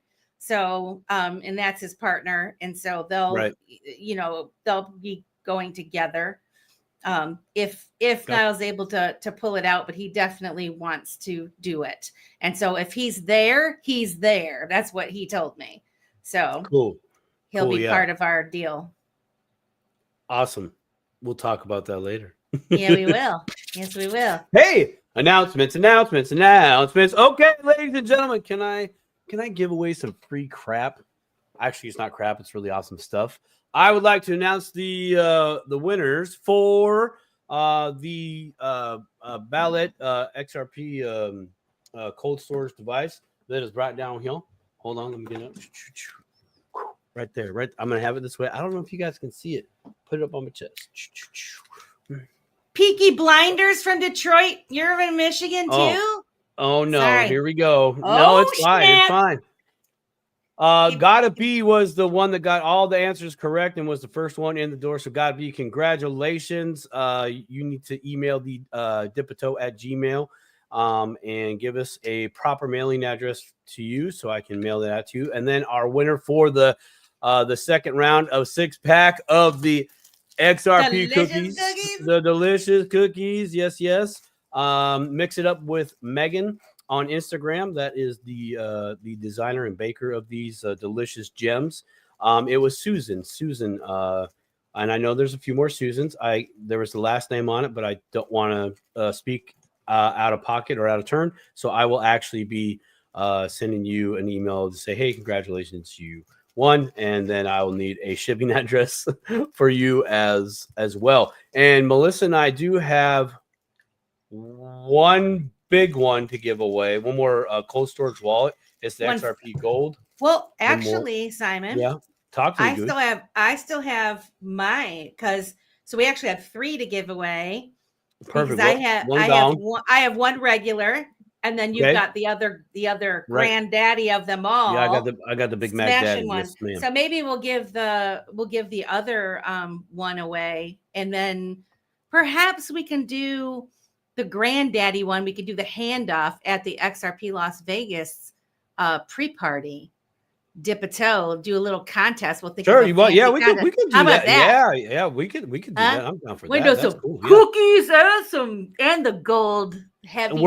I'm actually working on getting some more cookies down there. I was just in discussions with Mix It Up with Megan to see if I could come with some on a plane, which is going to be interesting, or if I can if she can just fly down and bake them on site and dip her toe, and then she's got to go. So we'll see what happens with that. But you can check out Mix It Up with Megan on Instagram and check out her portfolio there. Yeah, man. Her delicious nummies. Like, seriously, my fat kid started coming out real quick when I started looking at some of these. I'm like, dude, nope. I'm hungry. Go back and go eat your carnivore steak. You simmer down. Simmer down now. Very excited. So congratulations to our winners. I really appreciate everybody participating. It looks like we're going to give one more device away on another contest here coming up, and then we'll do the Big Mac Daddy over in the Las Vegas. That's awesome. I wanted to apologize. I didn't realize Independent Music Universe. That's actually Rob that's been chatting with us all night. Hello, my friend Rob. It's not Niall in there right now. But he did meet a friend that's a fellow Detroiter. So that is pretty awesome. Oh, let's see. Oh, here you go. Megan says crypto bingo game at the party. That's my suggestion. Huh? Oh, that be the lady right there. Mix It Up with Megan. She's the one who made these delicious cookies right here. Thank you, Megan. I can't. I wanna eat some of those. Check them out. Here you go. I'm gonna add it to the stage right now. Boom! Look at these delicious things. Nama. Oh, this is. Hey, by the way, this is a cake. That's awesome. That's a Barbie doll, and that is the dress on the cake or a cake. But that's the dress on the barbell. Oh, yeah. Oh, yeah. See, it's way too hard to deliver a cake, but wouldn't it be awesome? No, can't do the cake. I'm just saying. I know. It would be so awesome, though, if we could. I mean, come on. Have Gobble, like an gobble XRP tell you wobble, cake, bro. Look at that. Or like a cupcake tree with like XRP. Oh, yeah. That's getting crazy. Oh, Gotta Be says, what I miss. What do you miss? You miss Brad Kimes, my friend. But you are the winner chicken dinner of the fancy wallet, the ballet wallet. You could practice your ballet. Yeah, Gotta Be you one. Way to go, homie. Huh? Well done. Well done. Yes, Becky, we're working on how to properly get the cookies to you in one piece. and so that's the only speed bump that's happened, but that was kind of the purpose of this giveaway to see how and why we could get those out there and package. I mean, come on, man. Yeah, how we can package. So I'm grateful for everybody participating in that, because you're giving another entrepreneur another opportunity to figure out some good things, and they're definitely going to want some feedback from you as well on how delicious they are. Peaky Blinder, it's Independent Music Universes, Rob. And if you go back a couple of shows, Dipito interviewed IMU TV, and both Rob and Niall were on as our guests. And so you could kind of get to know him through our interview. We had a wonderful show with them. So check that show out. Actually have one of those. I met them at a conference last year and they gave me one. Can we give this one away to someone in here? Oh, you actually have a ballet wallet? Gotta Be?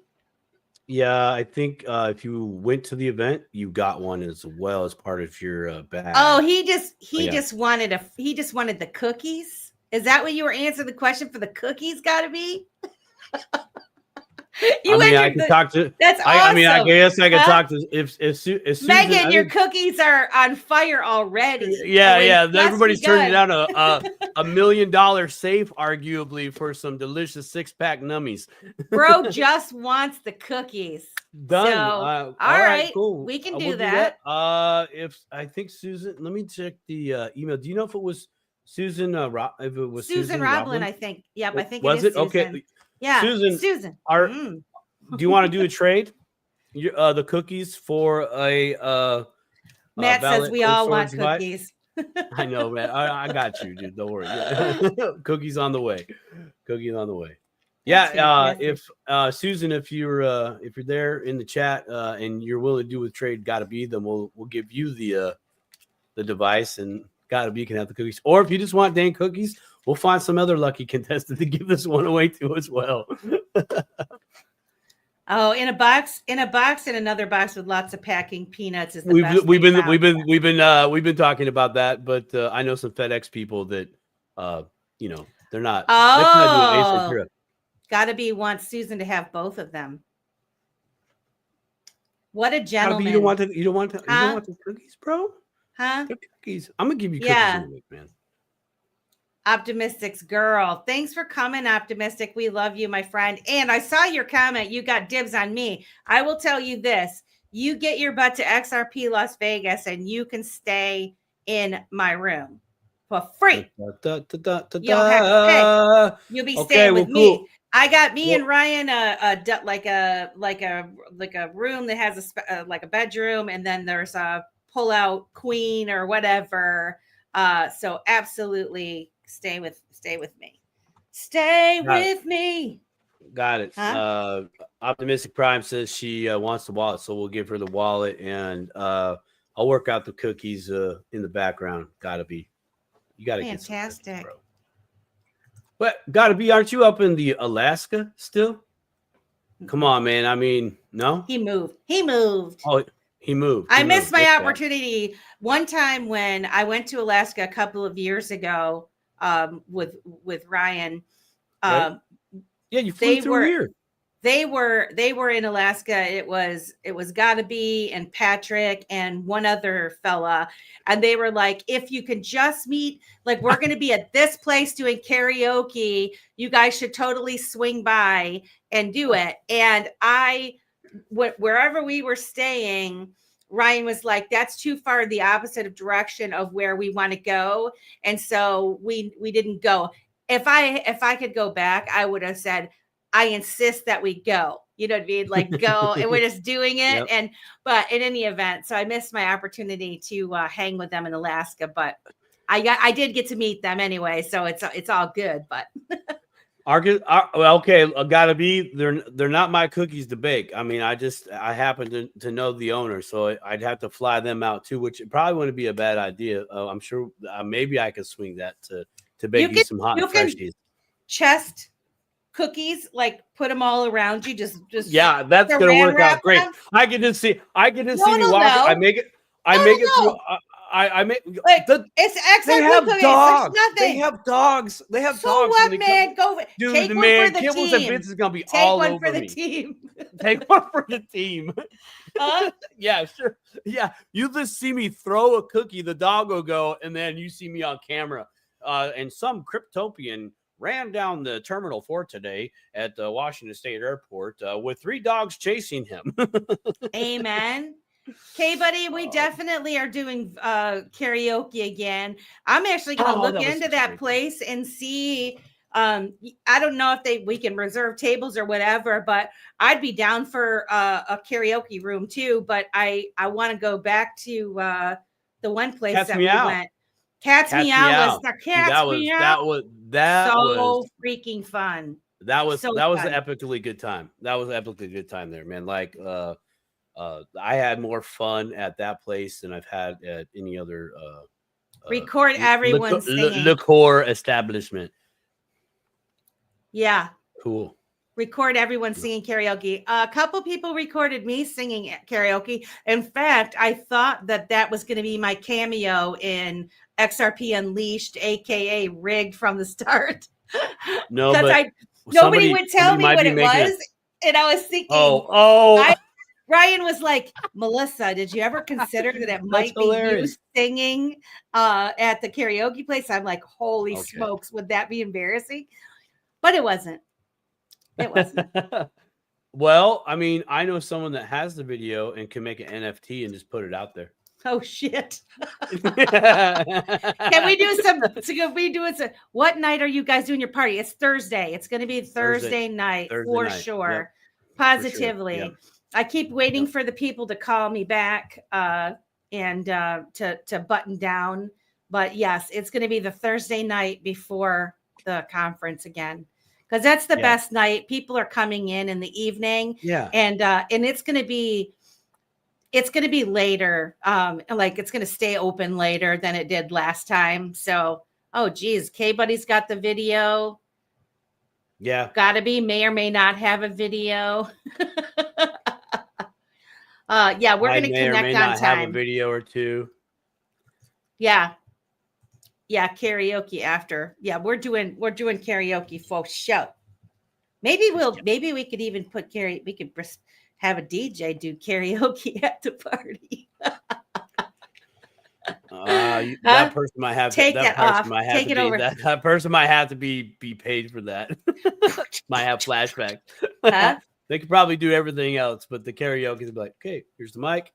I'll just put your song in. You got it. Huh? She said she'll bring her machine. Dude, I almost brought my machine last year. Like when we were planning the party before, I was like, I could mail it there or whatever. And then it was like, no, it's probably cheaper to just rent a unit when you're there instead of bringing, because like all that stuff is heavy and expensive. Unless you're driving, K-Buddy. If you're driving, boo, there still might freaking load that car full of the equipment. Let's go. There still may be an issue with like licensed insurance. There could be a bleed over there. Being a retired DJ, I know that depending on the venue and the jurisdiction of that venue, they might require some extra fedia if you're going to have a DJ. Or other type of music, blah blah blah. I mean, I know in Chicago, there's the Music Entertainers Union, and you can't hit the play button without being a member even for a day. Oh, yeah. So I'm not saying that that's like that in Vegas. I'm just so saying if you're having a private party, you gotta hire somebody. So, a DJ. but I think the idea is, screw it. Why not? Yeah. Believe me, if I want to do something, I will figure out a way. Because that's what I do. Gotta be sick idea. Oh shit! There you go. Bam. Ding. Let's connect after my cousin lives there, so I could possibly. Okay, we're gonna talk about this. Cool. Yeah, and you know what? Darla, you guys all know Darla. Well, K-Buddy and Gotta Be knows Darla. Darla is gonna be a photographer for me. She offered to photograph the party, so good. I'm super excited about that. So she's gonna do it. Yeah, and I told her about the our media booth and stuff too. So we have to work out the details and stuff. But yeah, she's coming. Well, she says she's coming. So unless she, she's like, I'm trying to get her to come. She said she's coming because she's going to be the photographer. Melissa, are you telling me that you have a professional photographer that's going to be at the event, which means that you and I can get our pictures taken? Shot of getting our headshots while we're in the same room? Holy buckets, baby. I like it when the universe plays ball and you're on the winning team. Man. You're going to Ryan Darrow's house to record the commercial? That's fantastic. I'm working on an updated right now. They've got our commercial. I just found this out last night. I forgot. I didn't get a chance to tell you. Huh? Didn't get a chance to tell you yet, Simon. I like surprises. No, I'm not taking here. I'm like, what? You're getting all kinds of surprises this evening. So darn it. So Niall messaged me last night. Am I in Dipito or I'm in mine? I can't remember. And he's got us up now on let's see what he said. I'm going to tell you what he said. So he asked, he's putting us on the IMU TV, and he asked, I just had sent him our outro video. Okay. And so content creators like ourselves, or artists that are part of this project right now, they're going to have their content available to watch for free or to be placed behind a paywall. If you want, but I mean, most people are just doing it for free right now.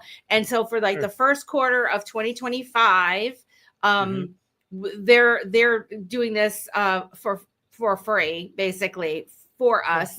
To be on it. But I wanted to get where he said, so he says, Melissa, just a heads up, your ad is now up and spinning on IMU TV, currently broadcasting 6 times a day in our live broadcast on Roku, Fire Stick, and Amazon Fire TV in 17 countries across the world.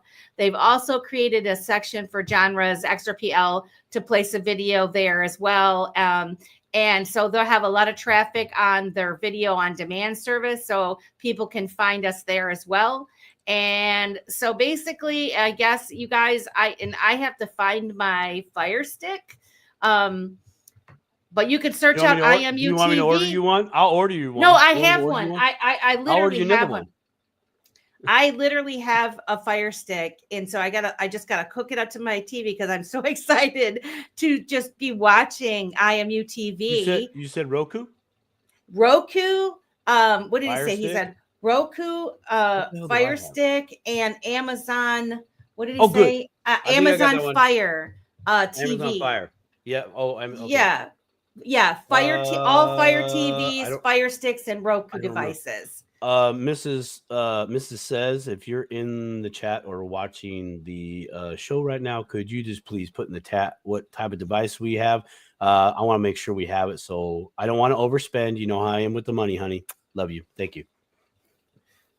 Yeah, I am super, super excited. Oh, Rob says 20 countries now. Yeah, man. Huh? You guys, so if anybody watching this, if you guys haven't checked them out yet, IMU TV on X, or just go to, what is it? It is IMU TV. where's my link here so I can stick it in the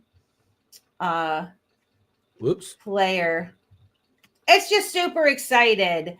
They came on our show a couple of weeks ago and explained. Kristen says, congratulations. Thank you, my friend, for coming. But it's just super excited to see how someone has an idea, they're building it. If you build it, they will come, right? And look at what they're doing. There it is. IMU, is it IMU.TV? Yeah, there you go. Yeah, IMU.TV. Yep. Featuring artist God Wins. IMUTV.TV. Yep. A message to those people. And I'm looking for, so right now I sent him our regular intro video, but I would like to, he said I can splice it up a little bit, make it a little bit more commercially. And I've been working on it already because I wanted to, but I was waiting for after Brad's interview. Brad, add more, because we've had so many, you guys, we've had so many awesome guests here on Dip-a-Toe. Straight gems. I mean, Brad Kimes, Niall and Rob from IMU TV. We've had Linda P. Jones. We've had Molly Elmore come on the show. We've had Patrick Riley, Gotta Be, all of the people. Quincy Jones, Mr. Man. Yeah. Right. The list goes on. Yeah. There's been so many. Alan Staple came on the show. Yes. Mr. Alan Staple. Optimistic Prime, Lady K, dude, I really like the Odyssey, the ladies night. Dude, that was, seriously, that Stephanie. Was We've had developers come on. And not only that, we have so I have a whole bunch of people. Yeah, VET came on. Yeah, Vet came on, That's the thing. If you're even starting to dip your toe into the space at all, and you come across any of these accounts, any of the people that we've had on our show, they're quality people. All of them. They're all building top of the notch. They're top of the notch. They're top of the notch people here on the Dip-a-Toe show. Top of the notch. They are top of the notch. And, we've been blessed because they've agreed to come on the show. And, it's really important for us to bring people that are helpful and that are building good things and are good people, that are working together and collaborating. What's his name? Cool guy. We just had Proof of Life. He just came on the show. I'm brain farting on his name. Holy crap. This is what happens when you hit your 40s. It goes downhill all the time. It goes downhill. Hold on. Katz's show, Coffee and Crypto. What's his name? Oh, Digital Outlook. Oh no, Coffee. No. Oh, Stone. Stone. God, man, Stone, and we got to see his wife, Amanda. Amanda, yes, yeah, Proof of Life. I know that. So when you actually go back through it, we've had a lot of different variety of folks on here. We had the Crypto Pass people come on. Fruition Productions came on to talk about news now. Chris, Maya and Chris from Fruition, and you're right, they did change it to Fruition News. But those are the producers from Rig for the Start. So when you look back at the history of our channel, we've had a lot of really interesting, good people on the show. Well worth going back through those interviews and listening to what they have to say. And the thing that we try to do on Dip-a-Toe is for you to get to know these people a little bit. So, like we said earlier, there's a lot of channels that do the 10, 15 minute thing. And I love it because, like I say, I get ready for work, 15 minutes. I put someone's video on, or I'll put Alan Stable on, for his 12 minutes or whatever. And I'm like, I got time for Brad Kimes, and I got time for. I was gonna ask you. I wanted to ask you this when you were telling that that story. With, are you naked while you're listening? No. I wanted to know what I wanted to ask that I wasn't going to, but I'll ask it now because Brad's gone. And this is the Dip-a-Toe show. We just keep it real. Keep it real. Keep it 100. Keita. How can we forget Keita? Yeah, Miss Keita. Because the true OGs are never mentioned. No, exactly. It's a given. Yeah. Keep it 100. What I want to know is, have you ever been listening to Brad Kimes' show in the morning, right? and he does about a 15 to 20, right? But let's say he did like a 12. But it was like, did you have that moment? Oh shit, am I late? Like, oh my God, it's over? Whoa, I've only done this much. Have you had that happen to you? I actually have. So here's a funny thing. I set my timer at 7 minutes because 7's like completion to me, like 7 minutes. I put it on, it goes off. I set it for another 7 minutes because Melissa tends to wander off. Like if I get a little bit of extra free time, I think I got time to clean the kitchen and shit, right? Like, and then all of a sudden I'll be like, and then I'll like go, oh my God, I gotta go right now, or I'm like 5 minutes late now. So I like totally, I totally need to time myself. And so when I put a video on, generally, I like to look at how much time I've got and put it on. But you're right, because I will get screwed up because I think they're usually like 15 minutes or whatever they are, whatever their usual thing. If it deviates from that a little bit, my brain will kind of go, oh crap, this is something's wrong. But yeah, I really enjoy them. And, so some content is like that, but then when I'm working during the day, I like these longer podcasts like ours for, 1 or 2 hours, because I can just put my headphones on and I can work. And I can listen to it without having to constantly, because, you don't want your boss popping in and every 15 minutes you're looking to find a different video. Like, which one do I want to listen to now? I want to, because that's what happens, right? You're mitigating the risk. I like it. You're mitigating the risk. Damn, Optimistic is blowing it up. She's like, yep, Brian Gale, Versan. How can we forget? Joe Schmo on. And Mr. Joe Schmo. I love Joe Schmo too. Joe Schmo. He's a good Talk guy. about a teddy bear of a dude right there. Joe Schmo is you look up teddy bear, boom, Joe Schmo's pictures right there. I love Joe Schmo.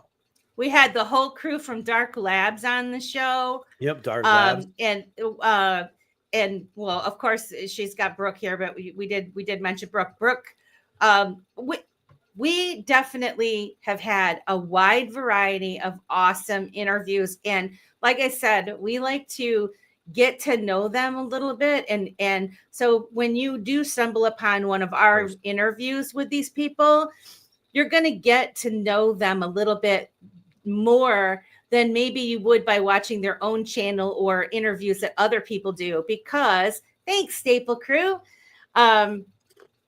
Because we do ask them those kind of questions like, how'd you meet digital investor? How'd you become friends? Or, what about your drumming and those types of things?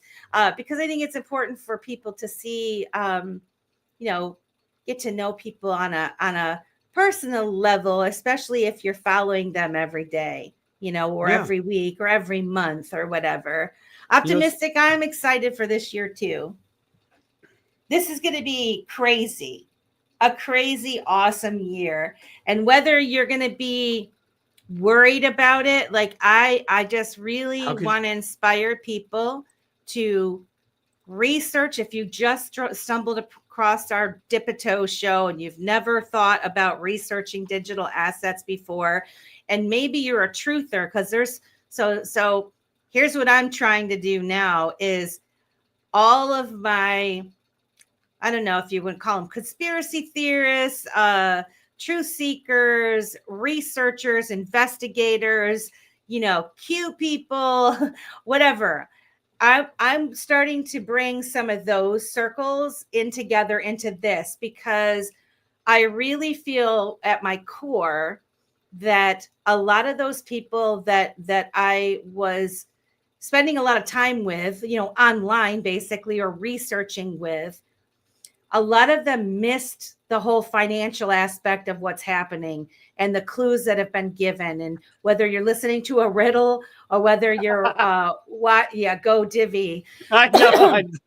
Sorry. Hi, Manny. Hi, Manny. My friend. Oh, Manny, we love you, bro. I don't know about that. That was great time, my friend. But I just want to say,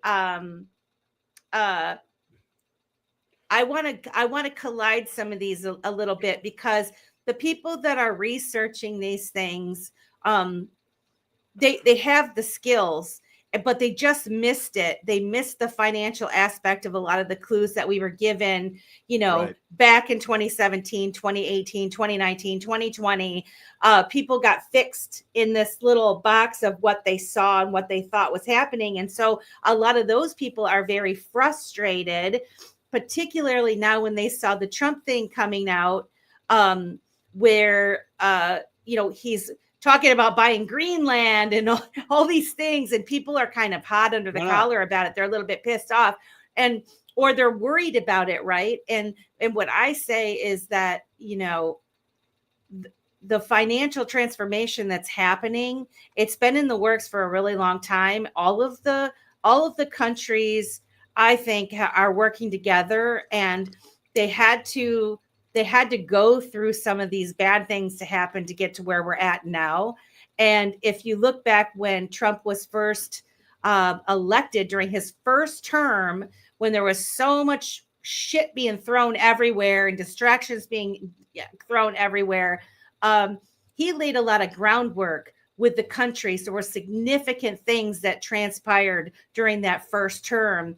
And there was a video that someone posted, and actually, if I can find it, I'll post it, where he kind of explains it, the capitulation that took place over the course of his first term in the different countries. And, when I first saw that, because I watched it happen in real time, but I wasn't thinking about the financial system at that point. I was still thinking about just rooting out the bad guys, the corrupt guys, Sure. the traffickers, that sort of thing. Okay. Sure. Then a couple of years ago, I started to realize, holy stuff, like, holy shit. I said the shit. I said, holy crap, this has to do with the global financial transformation. And when I stumbled upon Ripple, it fit together like a glove. When I found XRP, I didn't find Ripple. I found XRP. I didn't even know about Ripple at first. I found XRP and I started learning about it. And I was like, wow. And then I learned that they were, had something to do with Ripple. And then I'm like, watch the water. What is a bridge? Level playing field. Trust Kansas. All these little cue hints that were given. It's amazing, the crossover. And so I guess what I'm saying is, if there's any of you that are watching that have come across my channel, because I did get some new followers from posting and different things. If you are watching to the end here, please start looking into those things. Please start looking into, you'll thank me later, because your common sense mind and your ability to reason and research, you're going to see what I see. It's amazing. So anyway, I'm off my soapbox, but I just wanted to say that. Soapbox. Don't forget about our man 68J Chicago coin. We had 68J. How did we forget? Baby. Look at how many people we've had on this show, man. So many good ones. So many. And Tony Beggs is in the house. What? Tony, what's good, Tony Beggs? Master Tony Beggs. Huh? Onto the financial side. Yeah. When you hit that point in your journey, it's almost like a hurdle that you have to cross. Okay. Yep. You have to cross it. You have to dip your toe into tinfoil hat world. You cannot. There's a bleed over. I found Ripple by reading executive orders. From the first Trump administration. There you go. There's the company, right? Yeah, exactly. And so, when you don't think that something can't really be connected to something else, there's a connection. It might be 6 degrees of separation. It might be more. But to the financial part that you're speaking to, Melissa, I saw my perspective on the financial system too. My knowledge of the financial system, small. My knowledge about money and what money is, from my perspective, it's like, okay, I knew. Then it grew from there. But then this awesome thing has happened in the past 3 years. Hardcore for 2. And that is my view of money, and then my view of value. And I have a dip-a-toe perspective of what others have that view. Very successful entrepreneurs, very successful multi-millionaires, very successful wealth builders globally. They have this different view of value and money and the money system and financial systems and etc. And it's very fascinating to me. And guess what? We definitely have a piece. We have a piece of the pie. And when you recognize what kind of pie is in your hand, you start to look at the money, I'm going to be amazing rich. It's like, you're like, actually, I don't value money in the same way that I used to when I didn't have it. Right? When you have the money, you're like, well, now what do I do with it? Great question. Now you're going to do what all the other people that have money, you're going to start building things. You're going to see value in something. You're saying, yeah, let's build that. You're going to pull a Elon. You're going to pull a Trump. You're going to pull a Robert Kiyosaki. Dude, did you actually watch? Trump had, oh my gosh, I can't remember his name. A gentleman that is very into AI, and he's investing $20 billion into our AI market here in the States. I happen to What is that, the video from a while ago where he was saying he was trying to get him to invest even more? Where he was like, you could do more. He mentioned that there was another individual that was doing $100 million. They talked about two, but that was a couple months ago. Or a month ago, right? I like this part about Mr. Trump, right? Because this is showing like, hey, he's a human, right? And I love it when people do this, right? And he goes, Fred, we'll call it 100. We're just gonna call it. It's 100. And you know what I mean? It's just like, what? You know, that's a real human. A human being would totally do that. You were short. I mean, we're close. We'll call it 100. Maybe we get 2, but we're gonna call it for the 100. You know, it's I found that amusing. But Middle Eastern guy. Middle Eastern guy. Yes, a very, very wealthy individual and family.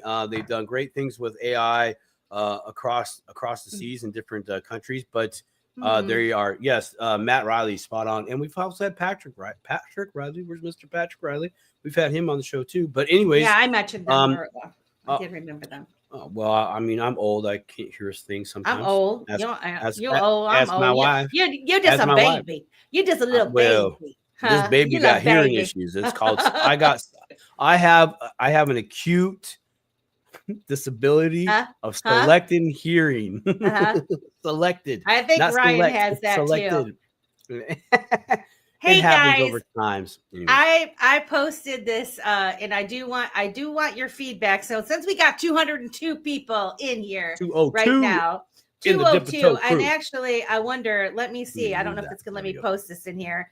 I'm posting this in here. If you guys can be part of my poll. So I put on there, and this is what I'm trying to decide, Simon. So I say I'm trying to grow my page here on X. From day one, I was trying to grow it, and I've been debating on whether I want to change my profile picture on my private page to my real picture instead of my avatar. So like everybody knows, you know, my little avatar that I have on there, even though it's pretty close to what I look like. I'm wondering if I should make the change because, you know, what do you guys think that they're watching this? Are people more apt? See, that's my little avatar. Are people more apt to want to follow? Are you guys more apt to want to follow people where you actually see their actual photos of themselves? I mean, I originally created the avatar because that's what everybody was doing, right? But like I've noticed people like Toasty and Lady K and, you know, some of these other folks and actually like mainstream real folk that are putting themselves out there, they don't use avatars. They use their face. And so I'm just wondering if I should keep it or not. So far, real photo is winning. I think you should keep the avatar. Why? Just I'm curious. I would like to know why. That's what I say. Here's my question. Because do you think I should make the change? Why are we not? Do people connect more with real faces? Post your thoughts below. That's what Well, people connect with real faces, but also that's a part of you, right? Totally. Like I've struggled with this right here. Simon says crypto, and it's like, well, do I switch the logo? Do I do this? Do I do that? Etc. And I'm just like, dude, it's like established. But I mean, this is part of me right here. You know, I've thought about doing like a headshot, and I agree. I definitely would need a headshot on the website, etc. But you know, dude, thanks, Matt. That's you. I mean, it wouldn't be bad. I agree with Matt, right? Totally. Either way, I'm just saying, you know, I think that's a part of you that is being brought out of you that people that will not initially see when they connect with you, when they just have the normal human. It's documented, you know gotta be. It's documented. Yeah, it's documented. So Optimistic says just change it when you're inspired to. A lot of people like the avatar. Yeah. The reason, so here's my reason for it is like, you know, number one, it's not like my face is not out there already, right? Everyone knows what I'm not. I can see a lot of people use avatars for their business or their logos for their business, right? So of course, Dip a Toe Show is going to have a logo for their business. Sure. But when you look at like industry leaders or media personalities, and we are becoming more of a me. I mean, I'm not tooting, but I'm saying, like, what are we striving to do we're here? In there. We're striving to be somewhat of a media personality or a show personality. So that's where, and then plus I've been following this Alex Finn character on X, who has really good ideas on how people can grow their channels and their pages and stuff on X.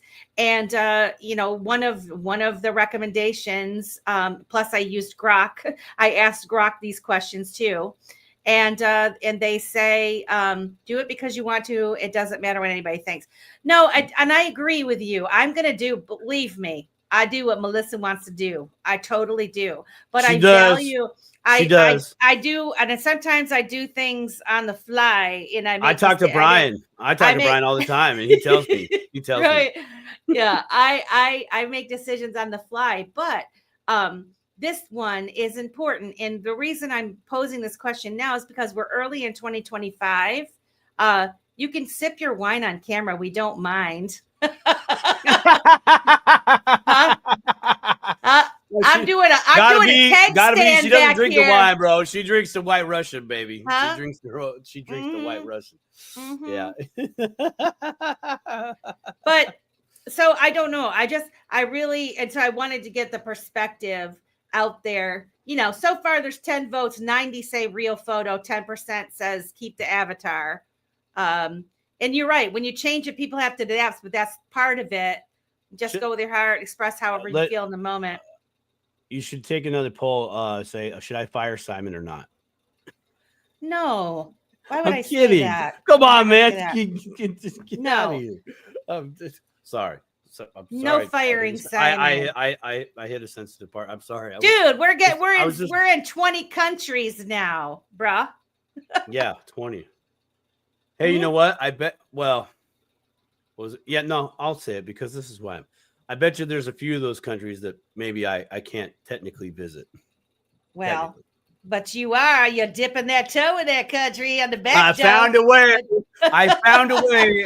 Thank you, Niall. Huh? And Rob, thank you, Niall. Rob. Kelly says bad joke, Simon. I know. Geez, I was like, hey, bro, I was just playing games, y'all. I was just playing that. When Debo walks by, I don't say much. When Debo leaves, I'll be talking again. Sorry, Debo. But yeah, What's Debo? Bro, Melissa? I am naive. Hold on, sometimes. I will say. No. Just hear me out here.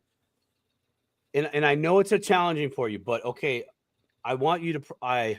this is what I want for you, and I want you to promise me, if you're able to, if you can commit to it. When you finally hit crypto rich and you can walk away from your day job, I want you to take 4 weeks and you are to watch Friday, the movie Friday. That's a movie reference that I just there. Okay. With Ice Cube. Okay. I did watch it before. I have watched it. Okay. Before. All right. Okay. All right. I Good, did good. watch that one. You have to watch. You have to watch all the Avenger movies in succession order. Now, bro, those I have not watched that, dude. But I need someone to list them for me. Friday, Tio Trini, I can't wait to hug you and your wife's necks when we see each other again in Vegas. No, I can't wait either. Trini is one of the nicest people and the smartest people. Like he's soft spoken. And then like Pinky Blinders when he gets leaving. excited, it's awesome. What's up? We love you. Thank you for coming by. They're zonking out. Take care. Nice meeting you. I am you. See you again. Good night, Becky and all. I love your profile pic too. I like the glasses and the hat. By order of the Peaky Blinders. I love it. I like it a lot. That's a great show. Have you watched that show? What? I like it. I like it a lot. No, not I like it a lot. My name is Simon. Oh, no, Peaky Blinders. Have you watched that show? No, I didn't even know it was a show. I was going to ask him before he left to say like, why did you name your thing Peaky Blinder? What does that mean? That's a really good show too. Mm-hmm. Amanda is throwing out the tech terms. Totally loved it. PFP. I need to sharpen up on my vocab. I think you just need to pick out a number of when you're going to sell some of your digital assets, so you don't have to work anymore, so you can play catch up on all these things you want to do. Okay, just like me, I'm in the same boat. Damn, I'm getting blasted. What? You didn't know about the show? Listen, guys. I'm sorry. Look, let me just researched it. Hold on, I got this. I do not watch TV. Okay. She does not watch TV. She literally digs deep all day, every day, crypto space and more, and brings that stuff to you guys. So yeah, she hasn't watched like a whole bunch of movies that probably maybe she should know 1 or 2 things about, but whatever. Get off her, man. Yeah. I mean, but seriously, you haven't watched Peaky Blinders? I know I haven't. You know what? What I was really enjoying was the show Resident Alien, like last year, I think it was. I freaking love that show. I loved that show. Brian and I was you put me on that. You put me on that. We were running out of stuff. It's not like there's a lot of good quality stuff to even like zone out to. But that was one. That was a good show. Thank you for the recommendation. That one was I liked Resident Alien and I liked the show Found. But I have to say when they both came back, like so like you start watching a show, and then they leave and then they come back.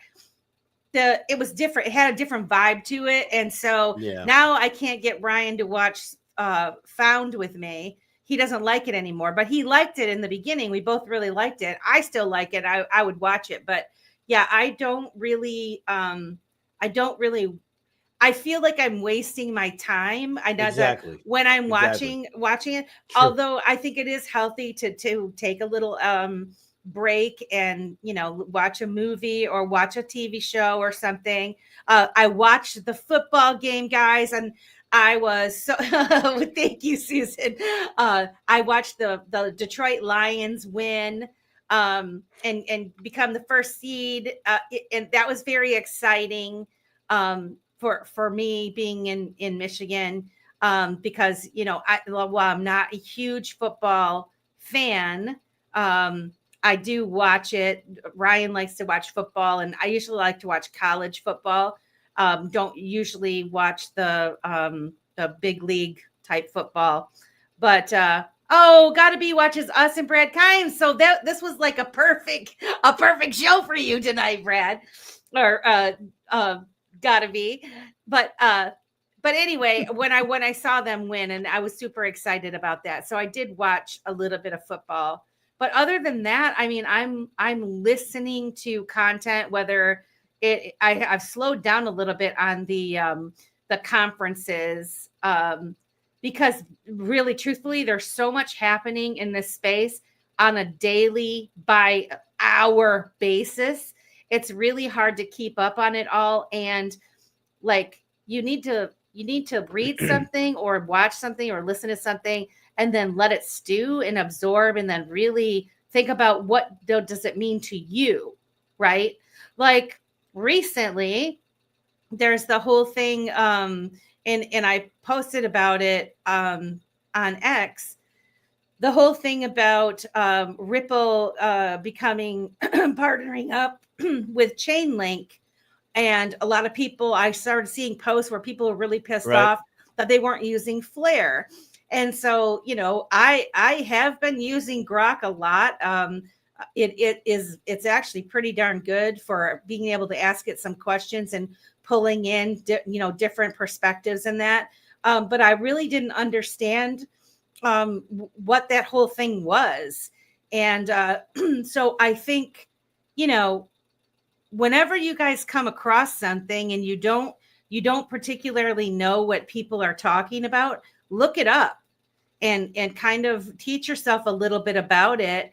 And, from my research on it, I'm like, hey, it looks to me like they could use both of them in the future. It's not one or the other. And then that supports my thesis, my theory that, this is going to be an interoperable world. There's not one chain to rule them all. There's not one company is going to take it all. And you don't want that. Even if you are, people were saying, but Ripple invested in Flare. Well, yes, they did, but you don't want one company dominating everything. That's how we got to the shitty situation that we're at now.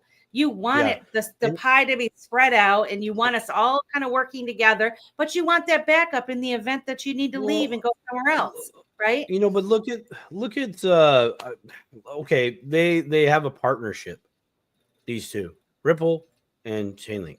This is good because here you have two projects. Well, okay, one company, another company has a project, and the other one has other projects and is the custodian of a token, or as the XRP, right? And now they're coming together because they both see value. Hey, you guys do this very well. We think we could take that using our product to do this with it. I think there could be a good play there. And they've come together and they've sat down, and now they've made an official announcement of hey, we're doing a deal together. Okay, I wouldn't look at it as anything more than that. You look at was it Songbird? Flare.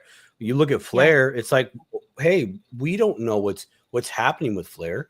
There could still be a deal there, but they might be a few years out or more, right? And we have no idea that in fact that is Flare, is Chainlink replacing Flare on every level? Dude, we don't know that. We're not in the meeting. I mean, we could speculate, but it doesn't mean that they're out. And this is good because, okay, let's say Flare doesn't initially go with Ripple, or rather vice versa, right? Ripple says, hey, Flare, we like you, but we have found somebody else. That's business. But that's not going to stop Flare. Flare might work out all their bugs, leapfrog Chainlink in some way, and be like, hey, we have this to offer you, Ripple. We still have a good relationship with you, or rapport, and there could still be a deal, a deal made that way, some way, somehow. Look at XDC. XDC is a whole different thing. And Quincy Jones, my man, your boy Quincy, love you, dude. He often has said that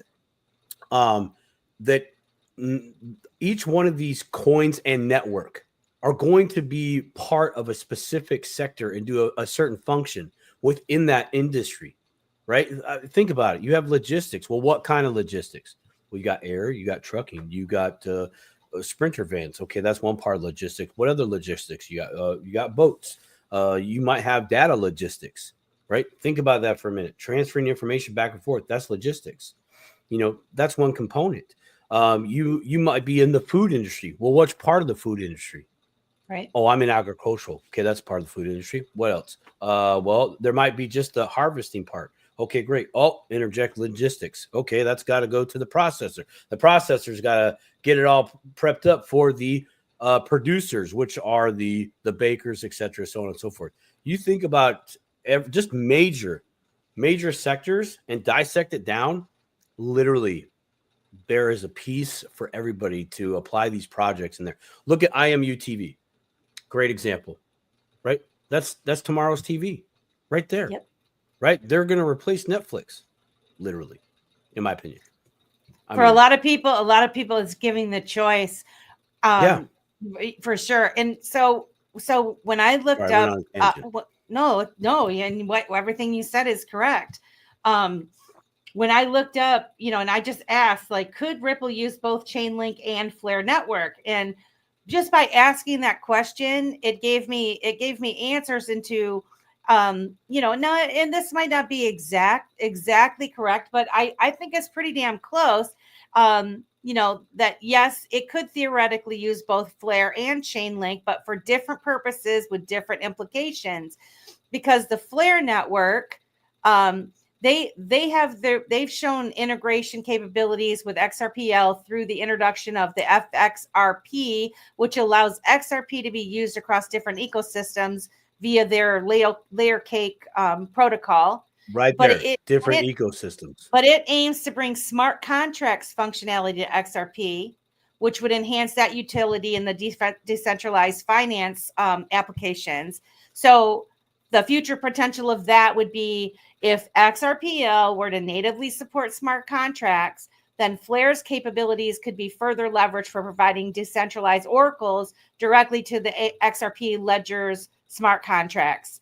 But now the Chainlink integration with XRP Ledger, so they provide Oracle services, and they could be used on the XRP Ledger to fetch external data for smart contracts if XRPL were to expand into areas like DeFi or any other applications requiring real-world data integration.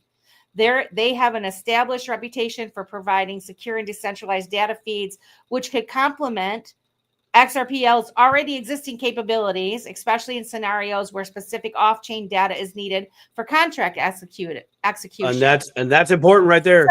So in conclusion, off-chain, right? Off-chain data, right? They could indeed use both Flare Network for its interoperability and smart contract capabilities, and Chainlink for its specialized Oracle services. So so it's going to just really depend too, like when they sign these contracts to do business together, if one, and I think it would be stupid if one or the other said, well, we're only going to sign with you if you don't sign with this one, right? So provided they don't say you can't, but to me, in my opinion, Ripple holds the cards to all of this of whether they're going to use one or not. So I just say, don't jump to conclusions whenever we see something come out. It doesn't necessarily mean that is the only thing that's happening. And I've had to tell myself this because I get excited when news comes out and I think, woo, this means this and, whatever. And I'm like Jojo, the circus boy, all hyped up on Mountain Dew about something. Slow your roll back. Yeah, VeChain is a big logistics as well. Yes, I got a little VeChain. Yeah. Accenture is huge. So, I mean, and basically there's so many opportunities out there for in building going on for interoperability. And I think the more choice that you have, the other thing that I put out on X2 was, yes, it's nice to have everything in-house or controlled by you, right? But it's also good to let certain parts, like people do things that they do it really well, let them do it, right? When you start trying to tackle every little detail of every single thing, you're going to fail because you can't do it all. You can't do it all well. There's only so many hours in the day, or you really have to trust everybody that's doing it, like that you hire in-house. And sometimes that's harder to control a single employee unit of people working on a project than it is to hire a company who specializes in that thing. Do you see what I'm saying? So I think it's business. Great. That's business. I mean, that's straight up business. Let's go back to the contract that you're talking about. There's not one contract, one type of contract, one format of contract that is the standard. There isn't. There's a rule book Depending on your country, in the U.S., we have states, and then you have the counties, and then you have the cities. That's a lot of standards right there, right? I mean, so and now interject global population to that. Like, no, there's going to be, like you're saying, there'll be different networks, different tokens, coins, etc., that will be applicable to specific needs and situations, and they will be. This is where we get into the interoperability, and that's crucial, right? When people say that that's big, it's like no. Now jurisdiction A and jurisdiction B can talk to each other. Like, imagine if I had a contract in the U.S. and you had a contract in whatever country you're in, but all of a sudden now we put them on this network and they can talk to each other and execute the trade order, etc., and be in total 100% compliant, both in your jurisdiction and in my jurisdiction. Ta-da! Like, ta-da! As simple. Ta-da! I say ta-da like it's nothing, dude. Are you kidding me? The amount of work, communication, etc., time, energy that went into that thing. How valuable is the dang contract? Holy crap. Not that contract, but just the things that are working. Interoperability, crazy. This is where we get into the international legislation, protocols, everything that's coming out there. This man, I was on a call. The MICA. The MICA and the you and I talked on the phone because I was on a Mr. Mann's town hall on a Friday, and he had Smoke on there, and Smoke was talking about the MICA. Fire. And then there was the I know, dude. I listened back to it. It was awesome. Did you? Oh yeah. And then he saw, it was, dude. It was great. And the perspective that Smoke and Mr. Mann give, okay, top the perspective of like, they have their like personal opinions, but boy, can they flip off the light switch on their personal stuff and say, hey, this is like the 50,000 foot view. Yeah. Emotions are not available here. Like, this is what it is. Look where this is going, right? So you might want to start participating. And I mean, I know you we were talking about on the phone. And you're like, wow, Sam, you've actually come a long way on a certain topic that we're not going to discuss on here. But in truth, yes, because finally some lines in the sand were drawn a little bit more detailed, as opposed to being all flaky general and change your opinion, right? And for me, that's what I'm looking for personally. Off that topic, in order to, it's just the way it is. I'm slowly succumbing to it. My direct approach on these things for my wealth building is immature. And what I mean by that is I've never been wealthy before. I've never had to think wealthy before. And and I am taking accountability of that and saying, hey, you really need to start learning what the current wealth builders before you have done and why they say do this and why they say do that and so on and so forth. So that being said, look at the rules and look at them again. Look at who's making the rules, because these rules can affect you, but they're not really directed at you. These are for them in that big jurisdiction. Like literally. Okay. So yes, you don't matter in the equation. Okay. Because you're not part of that deal. But if you want to be at that table or be able to participate with that table, whatever that is, you're going to have to find a way to circumvent. That's a bad word. To navigate and apply.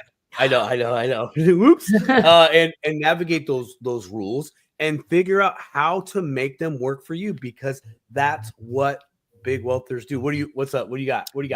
Well, I was just, I posted something earlier. You just jogged my memory about, Bitcoin investor surrenders keys to $124 million stash. Federal prosecutors detailed a years-long scheme of tax fraud, ordering an early Bitcoin investor to surrender their keys. So basically,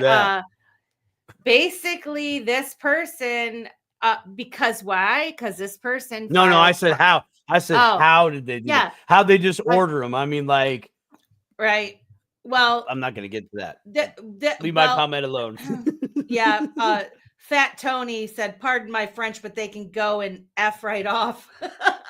They can go F right off. But so basically, decrypt.co, if anybody's interested, they had an article on this that the federal judge ordered an early Bitcoin investor to surrender their keys to approximately 124 million. According to the order issued by U.S. District Judge Robert Pittman on Monday, Algren, I don't know if I'm saying that right, must disclose all private keys and identify any devices that he used to store crypto, such as hardware wallets. The order extends beyond just wallet access. Algren must, and any associates are prohibited from transferring or hiding any digital assets without court approval, though they can use funds for normal monthly living expenses, which I find interesting. The order aims to help recover about $1 million in restitution following Algren's December conviction. So basically, last year, federal prosecutors released a 7-count indictment against Richard Algren III, also known as Paco, marking the first United States criminal tax evasion case centered solely on crypto trading. The Texas resident faced 3 counts of filing false tax returns, 4 counts of illegal structuring of cash deposits. By December of last year, Algren was sentenced to 2 years in prison for falsely reporting capital gains he earned from selling $3.7 million worth of Bitcoin. Instead of paying the taxes he knew were due, he lied to his accountant about the extent of the large portion of his gains. This is why he got in trouble, because he freaking filed a tax return and he lied. Okay, but he blatantly lied. Okay, he blatantly lied. Okay, yes. So I'm gonna go. Okay, blatantly lied continuously. Think about how rich he's gonna be when he gets out of prison. if he kept just 2% of a Bitcoin. Oh, Trisso's here. Yeah, I know. Hello, friend. What's good? I know what's good, homie. Where am I going with that? Okay, so there's a line in the sand. Okay. And depending on how you went about it, I went about things differently, because I did research that said, look, until this is resolved or more lines are in the sand, then great. But right now there isn't, and I'm doing what I feel I must do to protect the digital assets that I manage. So that being said, those are choices. But see, I think there's a fine line between, and there is a fine line, okay? And you have to discover where this fine line is. If you go back and read what you were saying just a minute ago, he lied to his accountant on the extent of his gains. Okay, so right there, he says, yes, I got gains. Well, how much? Oh, it's only this much. It's like, okay, you're in that position now where you're reporting your gains. Okay, that's one thing.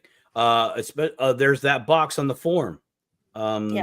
Depending on how you did your taxes or who did them for you, there was an option to not check the box, like literally not check the box. Maybe that was something you did. And in fact, I do want to get Mr. Donnelly. Donnelly, thank you. Yes, I'd like to get him on the show to kind of talk about this, because I actually know other individuals that have waited for certain agencies of this country to get their stuff together to say, this is the process. I said process like Amanda. Process. Process. And this is where it really needs to be. And so now depending on what you did, there may be an option for you to say, hey, I'm ready to do this and be straight and narrow, because you finally guys have given me a damn straight and narrow hallway to go down, not this walk of faith into the dark while you feel knives going by your face. Yeah. I get that. Let's pretend it's clear when it's really not. Yeah. So there's definitely a difference. Like there's intent to 110% deceive, and then there's to intent to go, I'm not going to let this go right now, but I'm willing to work out something in the future, because you're not getting the whole fucking bag, or whoops, you're not getting the whole freaking bag either. I'm sorry, earmuffs. Sorry, you too. it's just that. And so me saying all this is a component of the wealth building. Okay, there's some moments where you're like, I'm not paying the tax man stuff. Okay, that might be your W-2 days, right?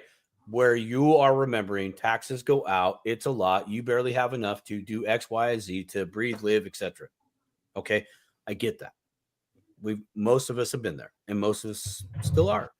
We're waiting for crypto rich, At least you didn't say the poo word.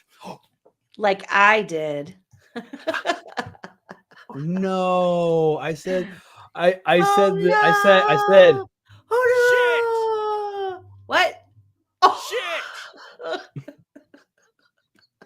Anyways, all right, we have officially gone off the rail.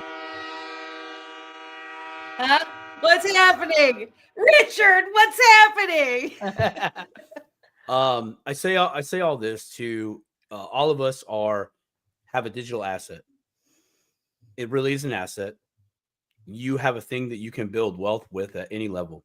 Yep. And because you are now a wealth builder, and you're probably the first one in your family to really do it like this and like that, and then it would behoove you to read the rules and really get a lot of solid I never say that. Solid information. No, she did. I did. She said the other one. And understand, rather know and be extremely aware of what you have to do and how can you make it beneficial to you in the future. Mm-hmm. A lot of different ways to do that. But like I said before, this shit ain't for sissies. It totally isn't for sissies. We've went way over 10. We have. I was gonna cut it right at 2 hours, and look what I did. I let it go beyond. Let's go. I will say this to wrap it up. Final thoughts. My final thoughts are this. What we just read about, that is somebody that is like 3.6 million or whatever, lots of money. Definitely kind of went to a fraudulent direction with intent to deceive. Mm-hmm. You're always going to get in trouble when you're intentionally trying to deceive. If you want to play in that system, you got to play in the system the correct way. You're either dipping your toe in it or out of it, but you can't be both. You can't both feed in and play that game and expect that something bad's not going to happen. However, those of us poor folk that have been dipping our toe and getting our little bags and whatever, we got the little people. Like we're probably good. Like we're just learning to navigate. We're not moving millions of dollars. We're not selling millions of dollars. And just so you know, when it comes to the millions of dollar gains, if you get that far, the eyes are going to be on you, man. I don't care where you got your money. When you start moving it around to sell it and cash out, all the eyes, the FBI's, like the FBI, the IRS eyes, everybody eyes is going to be on the ex-wife eyes, all of them. So like what Simon is saying, preparing yourself both mentally and with your team of people and strategizing, figuring it out. And I mean, I don't know that most people that are holding little bags, whether you got a little bag of 100 or 1,000 or 10, 12 different kind of coins that you're holding, in the future, they are going to go up in value. Most of them, I don't know, because I'm speculating. I don't know. I don't know what everybody's holding, but most people that are holding some of the ones that we talk about on the show, they're probably going to end up doing pretty well. And if you're preparing yourself mentally for that, you're probably going to be in pretty good shape. Those of you that are little baby bags, those of you that are trying to skirt the game or what do they call it? Cheat the system or whatever. I lost my keys in the boating accident. Okay. Yeah. I don't know if that's gonna really fly. I lost my keys in the boating. I lost my boat in the boating, and like I heard that a lot, like a funny joke. Okay, but the mindset that subscribes to that, you might have lost them in a boating accident to where you're not using it anymore, or like you've just put it off to the side. But the minute you go to touch that crypto that's in that lost ledger that you can't find, they're gonna see the money move. So that's a funny joke. It's funny to joke about, but it's really seriously, if anybody that is parroting that and actually some newbies comes on and thinks that that's true, that they're going to be able to use that as an excuse. Don't think for 1 second that guy that's in jail right now and they've been mandated to give up his keys. Okay. Does he have to give it? They can't force it out of him, but they sure as hell can keep him in jail. Like, look at the January 6th people that are in jail for how long? They've been in jail forever. They haven't done really, I don't know. I don't know. I'm just saying someone can be put in jail for something that they didn't do. And I'm not saying January 6ers didn't do anything or whatever. I'm just saying somebody can be put in jail for something that they didn't do and the key thrown away. And the system, you can't get out, right? So these guys that are trying to skirt around paying tax or filing claims. It sounds like a little bit more than just a little skirts. Yeah, if you ask me, I mean, millions of I get dollars. You. Yeah, I mean, we're talking millions of dollars that they cheated on. So, I mean, just don't do what that person did. Don't think that that's going to be read the article and look within yourself and say, is that going to be me in like? Is that going to be me years? in a couple of years, maybe? Let's see. She says, well, we gotta go. But at the same time, I'm glad I'm starting with so little, no capital gains, but I have to start with keeping track. I feel so much better when it's done once. I always do my own taxes. Did I do good? Did I do optimistic? Did I do it good? Yeah. I tried to. Yeah. Yes. No, that and optimistic. And I like what you do there. I like that you. I have to pay my taxes. Yeah. I'm happy to pay my taxes or offset with charity. Offset with the charity. Yeah. Good for you. Fantastic. That's very fantastic. That's awesome. Really? I didn't know Helvetics has a tax software that will look at for wallets. Interesting. I'm gonna have to follow up on that. We have so many people that we want to bring on the channel. I think coming soon, I have to connect with Text XRP. Like we want to get a hold of the XRP Cafe guys, XRP Market. Gotta get Adam on this show, bro. Adam, I know you're busy, dog. I know you're busy, bro, but we got to get you on. I'm going to call Quincy, tell him to blow you up. Let's get him on. And so, guys, look forward to more guests. I was actually on a space today that Stephanie was on, the Island Girl. Island Ghost, not girl. Ghost. Island Ghost. And she was like, hey, she had me come up, and there was a bunch of people with projects on there too. And I wanted to say one thing. I bought me some, or I put an order in. I didn't look to see if it's filled yet, for some butt token, of Optimistic Prime's blue umbrella token. I finally figured out how to do it myself, because I wanted to do it everything myself. So I got that. I set a trust line for Reaper. So I got as far as that last night. I've been sick actually for the past couple of days, but I was trying to get some stuff done last night and teach myself while I was laying there in bed. So I've gotten as far as setting the trust line for that. I did the order for the butt token. The butt token. And I did the order for a specific 3-2-1-1-2-3. So that's why I didn't just do market. What I had to do, because I wanted to do 3-2-1-1-2-3 for the mirror. Because I thought it was kind of cool. I wanted to get an exact amount. Anyway, so I'm dabbling and dipping my toe into some of our favorite friends' projects. And so I've got to do the ARC still.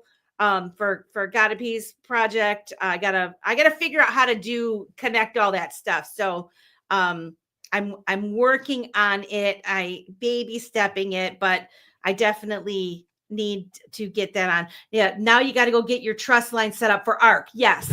That's my next thing is the when she's throwing all her stuff around the office. My God, yeah, we got. I can't hear a thing. That's good. That's good. Nothing but awesome comments coming from this guy right here as I show you my mail. That's a lot of good thoughts right there. I'm happy that you're participating in all these people's projects. It reminded me that I actually have to find a password for a wallet so I can participate as well. I have a location on the password, which was great because it's a wallet that I was starting to become familiar with, but I wasn't obsessively compulsively going through it like I normally do. So that's a little out of pocket for me, but this is just life. And so actually, because of this opportunity, it gave me a chance to, again, look in my everyday doings and going, oh, hey, you're kind of dropping the ball here. Where's your password? Oh, that's right. This requires this. It's either here, here, or here. Yeah. It's like, well, let's go look at the first place. Nope. Let's go look at the second place. Nope. Third place. I haven't checked yet. So after the show and after dinner, then that'll be on. So it's really hard to, because Simon, I have my stuff in such a convoluted way. Like really, sticky notes everywhere. No, like where I keep it, where my password is, different phone, different this. All it's convoluted. I did it that way intentionally to protect myself and to prevent me from making crazy decisions on the fly. But now that I'm dipping my toe into the XRP ledger and being able to do that, like I have a wallet set up now where I can, it is on my phone because that is the way it's intended to be used, right? I believe that the Zaman wallet is intended to be on the phone. And so I'm dipping my toe into that a little bit. I'm only setting trust lines for people that I trust though. I trust Reaper. I trust the ARC. I trust Amanda's butt token. I trust Nile. We did it with the protectors, that sort of thing. I trust those. I'm not going to go out there randomly setting trust lines for tokens to get, hey, there's a free airdrop on this. I don't really give a crap about getting free unless there's a reason behind it. If I don't understand it, I don't want it. And maybe that's stupid, but I don't, me, I don't dip my toe into, I'm a cautious person. And I want to encourage everybody else to be cautious. Maybe you don't have to go overboard like I am as cautious, but I'm pretty cautious. And I feel like there's all these free things. And I will tell you guys, it's hard for me because I'm getting tagged in things now for all these different things. And if I don't retweet your tweet, it's not because I don't want to support you and retweet. It's because I don't know what you're tagging me. I don't know what that project is, right? And until I know it, I'm not going to click links and I just don't. I just don't do that. But I also realize by having friends like Amanda, Optimistic Prime, and Reaper and Greg and, K Buddy, all these guys, Lady K, they do know these things. They knew how these things work. And so there's the airdrops and the contests and all the fun things that you can participate in. And so I do want to participate in Rosemary, and I do want to participate in these types of things. So that's why it's really important to have a network of folks that you get to know. And that's part of what a purpose that this show serves as well, is because we kind of come together on Wednesdays and we're talking, we're sharing what we know so that we're just not out there blindly following, because there's a lot of shills out there, So, and I said, it's kind of shut my mouth, but I kept on talking. Oh, 222 people on the show. That's universe telling me, give me a sign that I got to do something. That's a sign. That's a sign. That's a sayonara. Do you have a screaming like? I closed out of it, but I was looking for stuff like that where we could go. Oh, wait, what? Rob Nichols, over 5,000 trust lines and will be usable on IMU TV and IMC. Okay, Rob, we're going to have you come back on and explain. Once you guys are up and running, like for real, because Niall's going to send me the details and stuff on like how to get our show to like stream to your thing and all this stuff. Good, because we need to know that. Yeah. Yes, he's gonna let it. He is like working on it, and he's gonna let us know how to do it. But like he's saying, over 5,000 trust lines will be usable on IMU TV and IMC. I don't exactly know what that means, to be honest, other than like, is that because these projects or because these musicians, like they can sell, like Vessi, I think her name was Vessi, that was on our show. She created her own token to sell.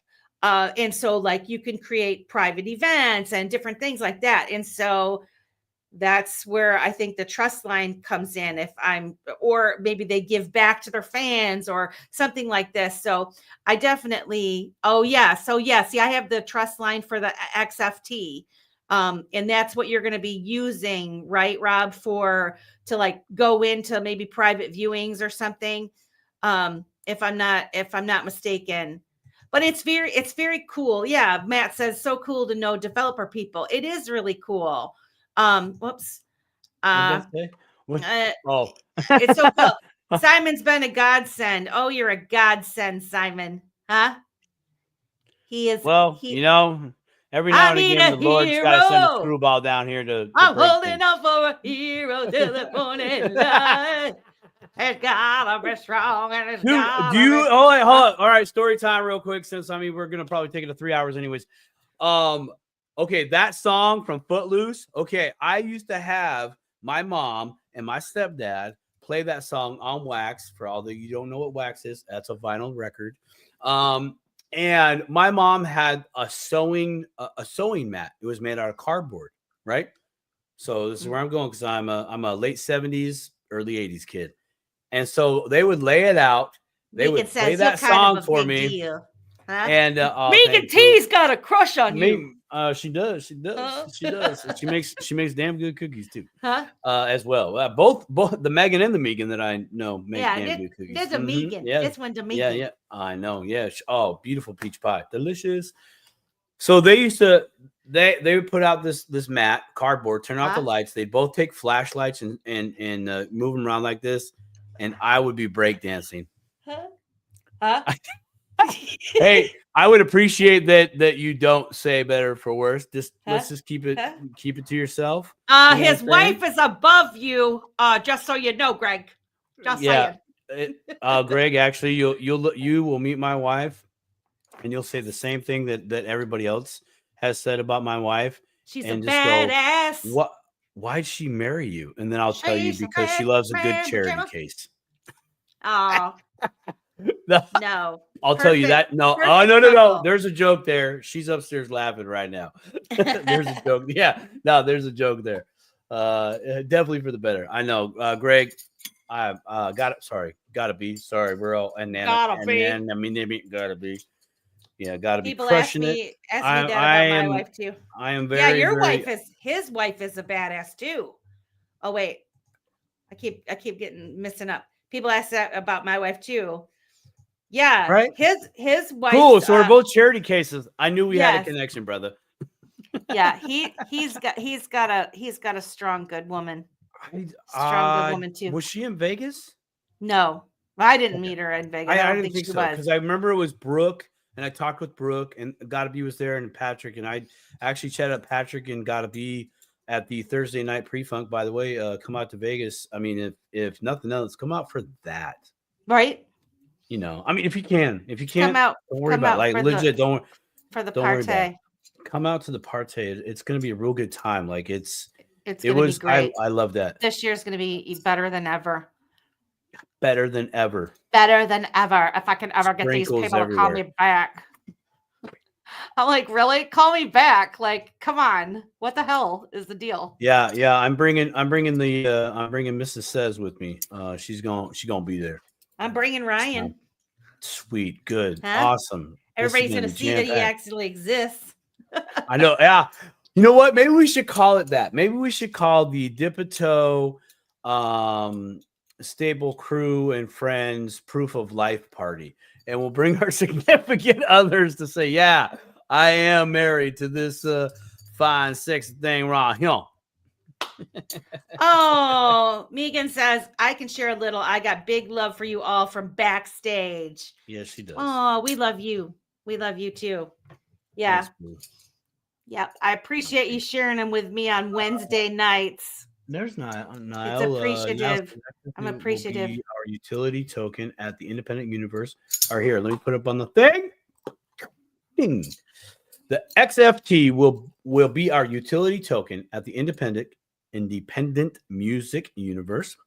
We'll come on and break it down closer to IMC's relaunch.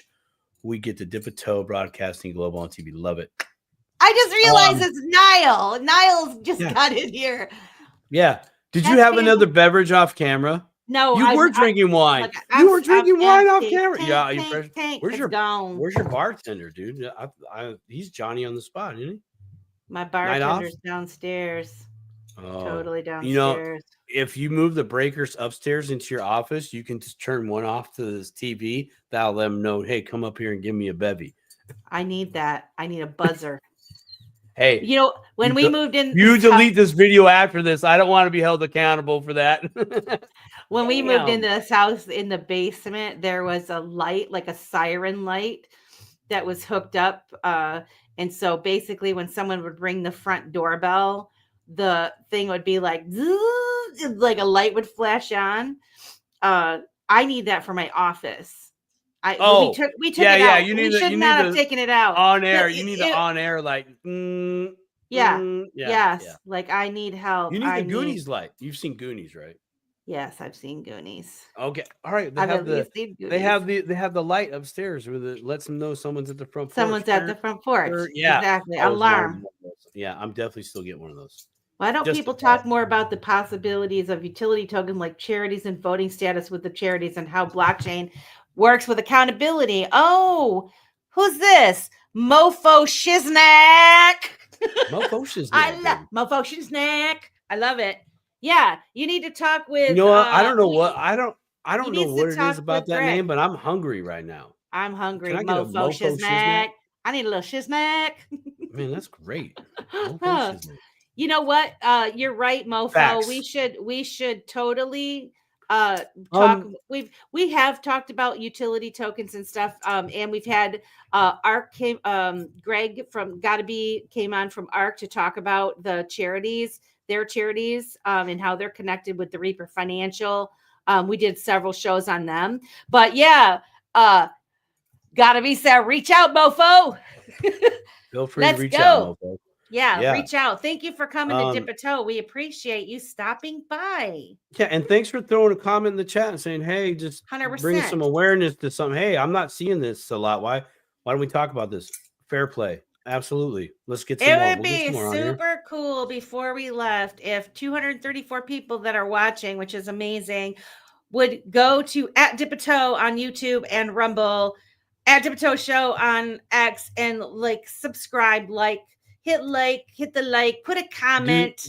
Do some of this. Help us out because let me get it. But I guess the more likes you get and comments or whatever, it helps with the algorithm, I suppose. Oh, thank you. You got a new subscriber. Well, we love you and we appreciate. We hope to see you back here. We're here every Wednesday at 8 p.m. We're only supposed to go for 2 hours, but a lot of times we go over. And if it's 2025, we gotta, raise the bar at least every now and again. It's 2025. But if you're just popping in, and if you're familiar with Brad Kimes' Digital Perspectives, we interviewed him at the first half of the show. And he talked about the XRP 2025, XRP Las Vegas conference that most of us are going. Don't get me singing I Need a Hero now. Optimistic. I think I already said. It's already in my head. But Mofo Shiznak, how did you find us, by the way? Are you watching us on YouTube? Did you stumble upon it, or did somebody tell you about our show, or what? Just curious. The time spent was so worth it. Time spent. Here, we are the hero. We are the hero of our own story. Optimistic. Optimistic is one of my favorite people, you guys. Just so you know. I know she's hey, buddy, too. She's literally right up. She's literally actually, right over there. I'm literally pointing at the general direction of where she lives across in relation to where I'm at. All the people that come here you guys are my favorites. You're all my favorites. Like, you come here, you're in the chat it's like, I just love it. You know, you are my gyros. What does that mean? Gyros. What's a gyro? I don't get it. What? Okay. I don't know. I don't know. Hold on. Go to the next one. I will. Hero. I will. Hero. Is that another word for hero? Toto. Dun dun dun dun dun dun dun. Huh? Huh? Rob? Oh no! Oh no! No G sound. No G sound. Oh wait, is there incriminating? Is there no you G guys sound? Didn't like. Wait, no. You don't like my singing? Wait, hold on. I'm gonna be a superstar one day. Inception. What is it? I don't even. I'm just making sure I don't have any incriminating evidence on here. Hold on. Don't show it, man. Don't show it. Okay. All right. Gyroscope. Or. Huh? Hold on.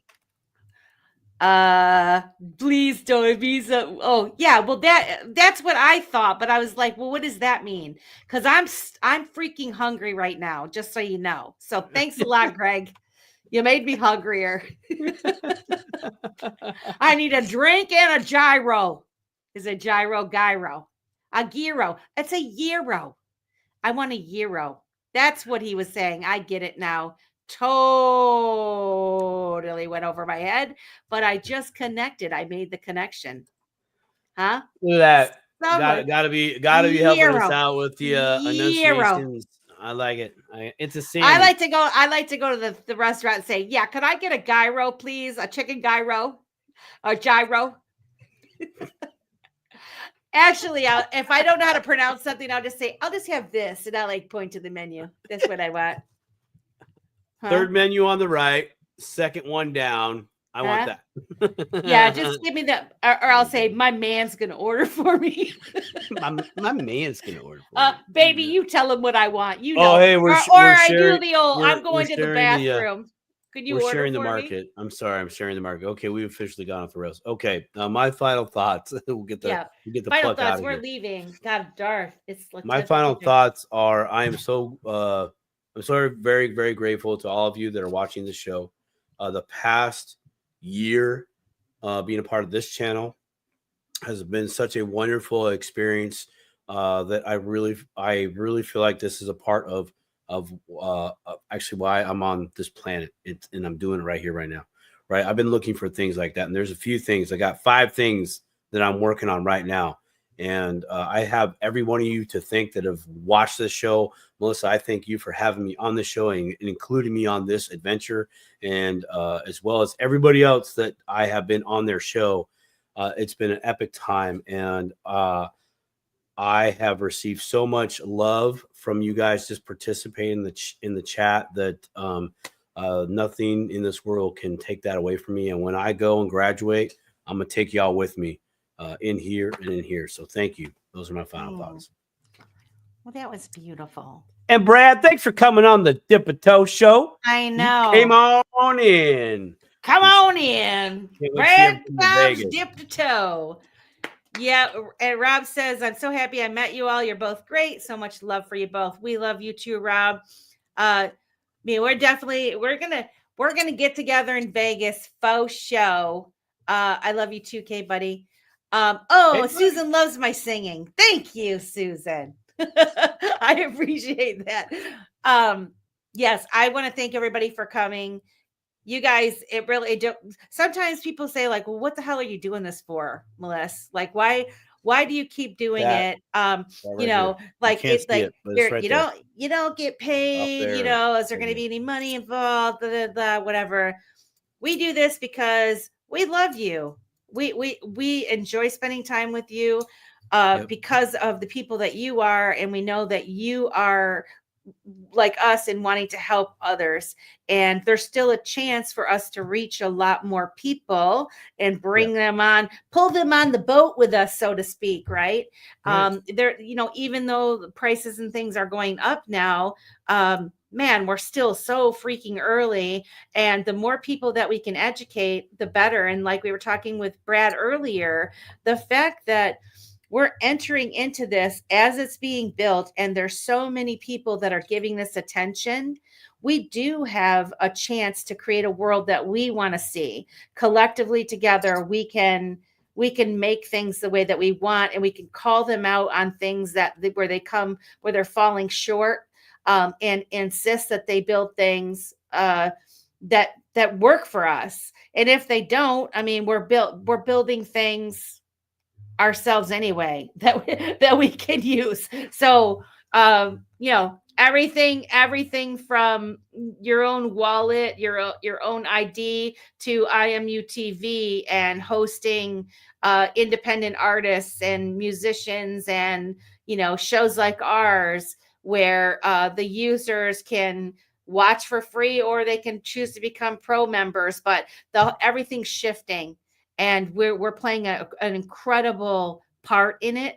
And if you guys are just now dipping a toe, you can hop on board with us and dip a toe too. So again, we want to thank you guys for coming. Please come back, like, share, and subscribe. We're here on every Wednesday night at 8 p.m. And we look forward to seeing you guys next week. Have a good rest of your night. Love you all.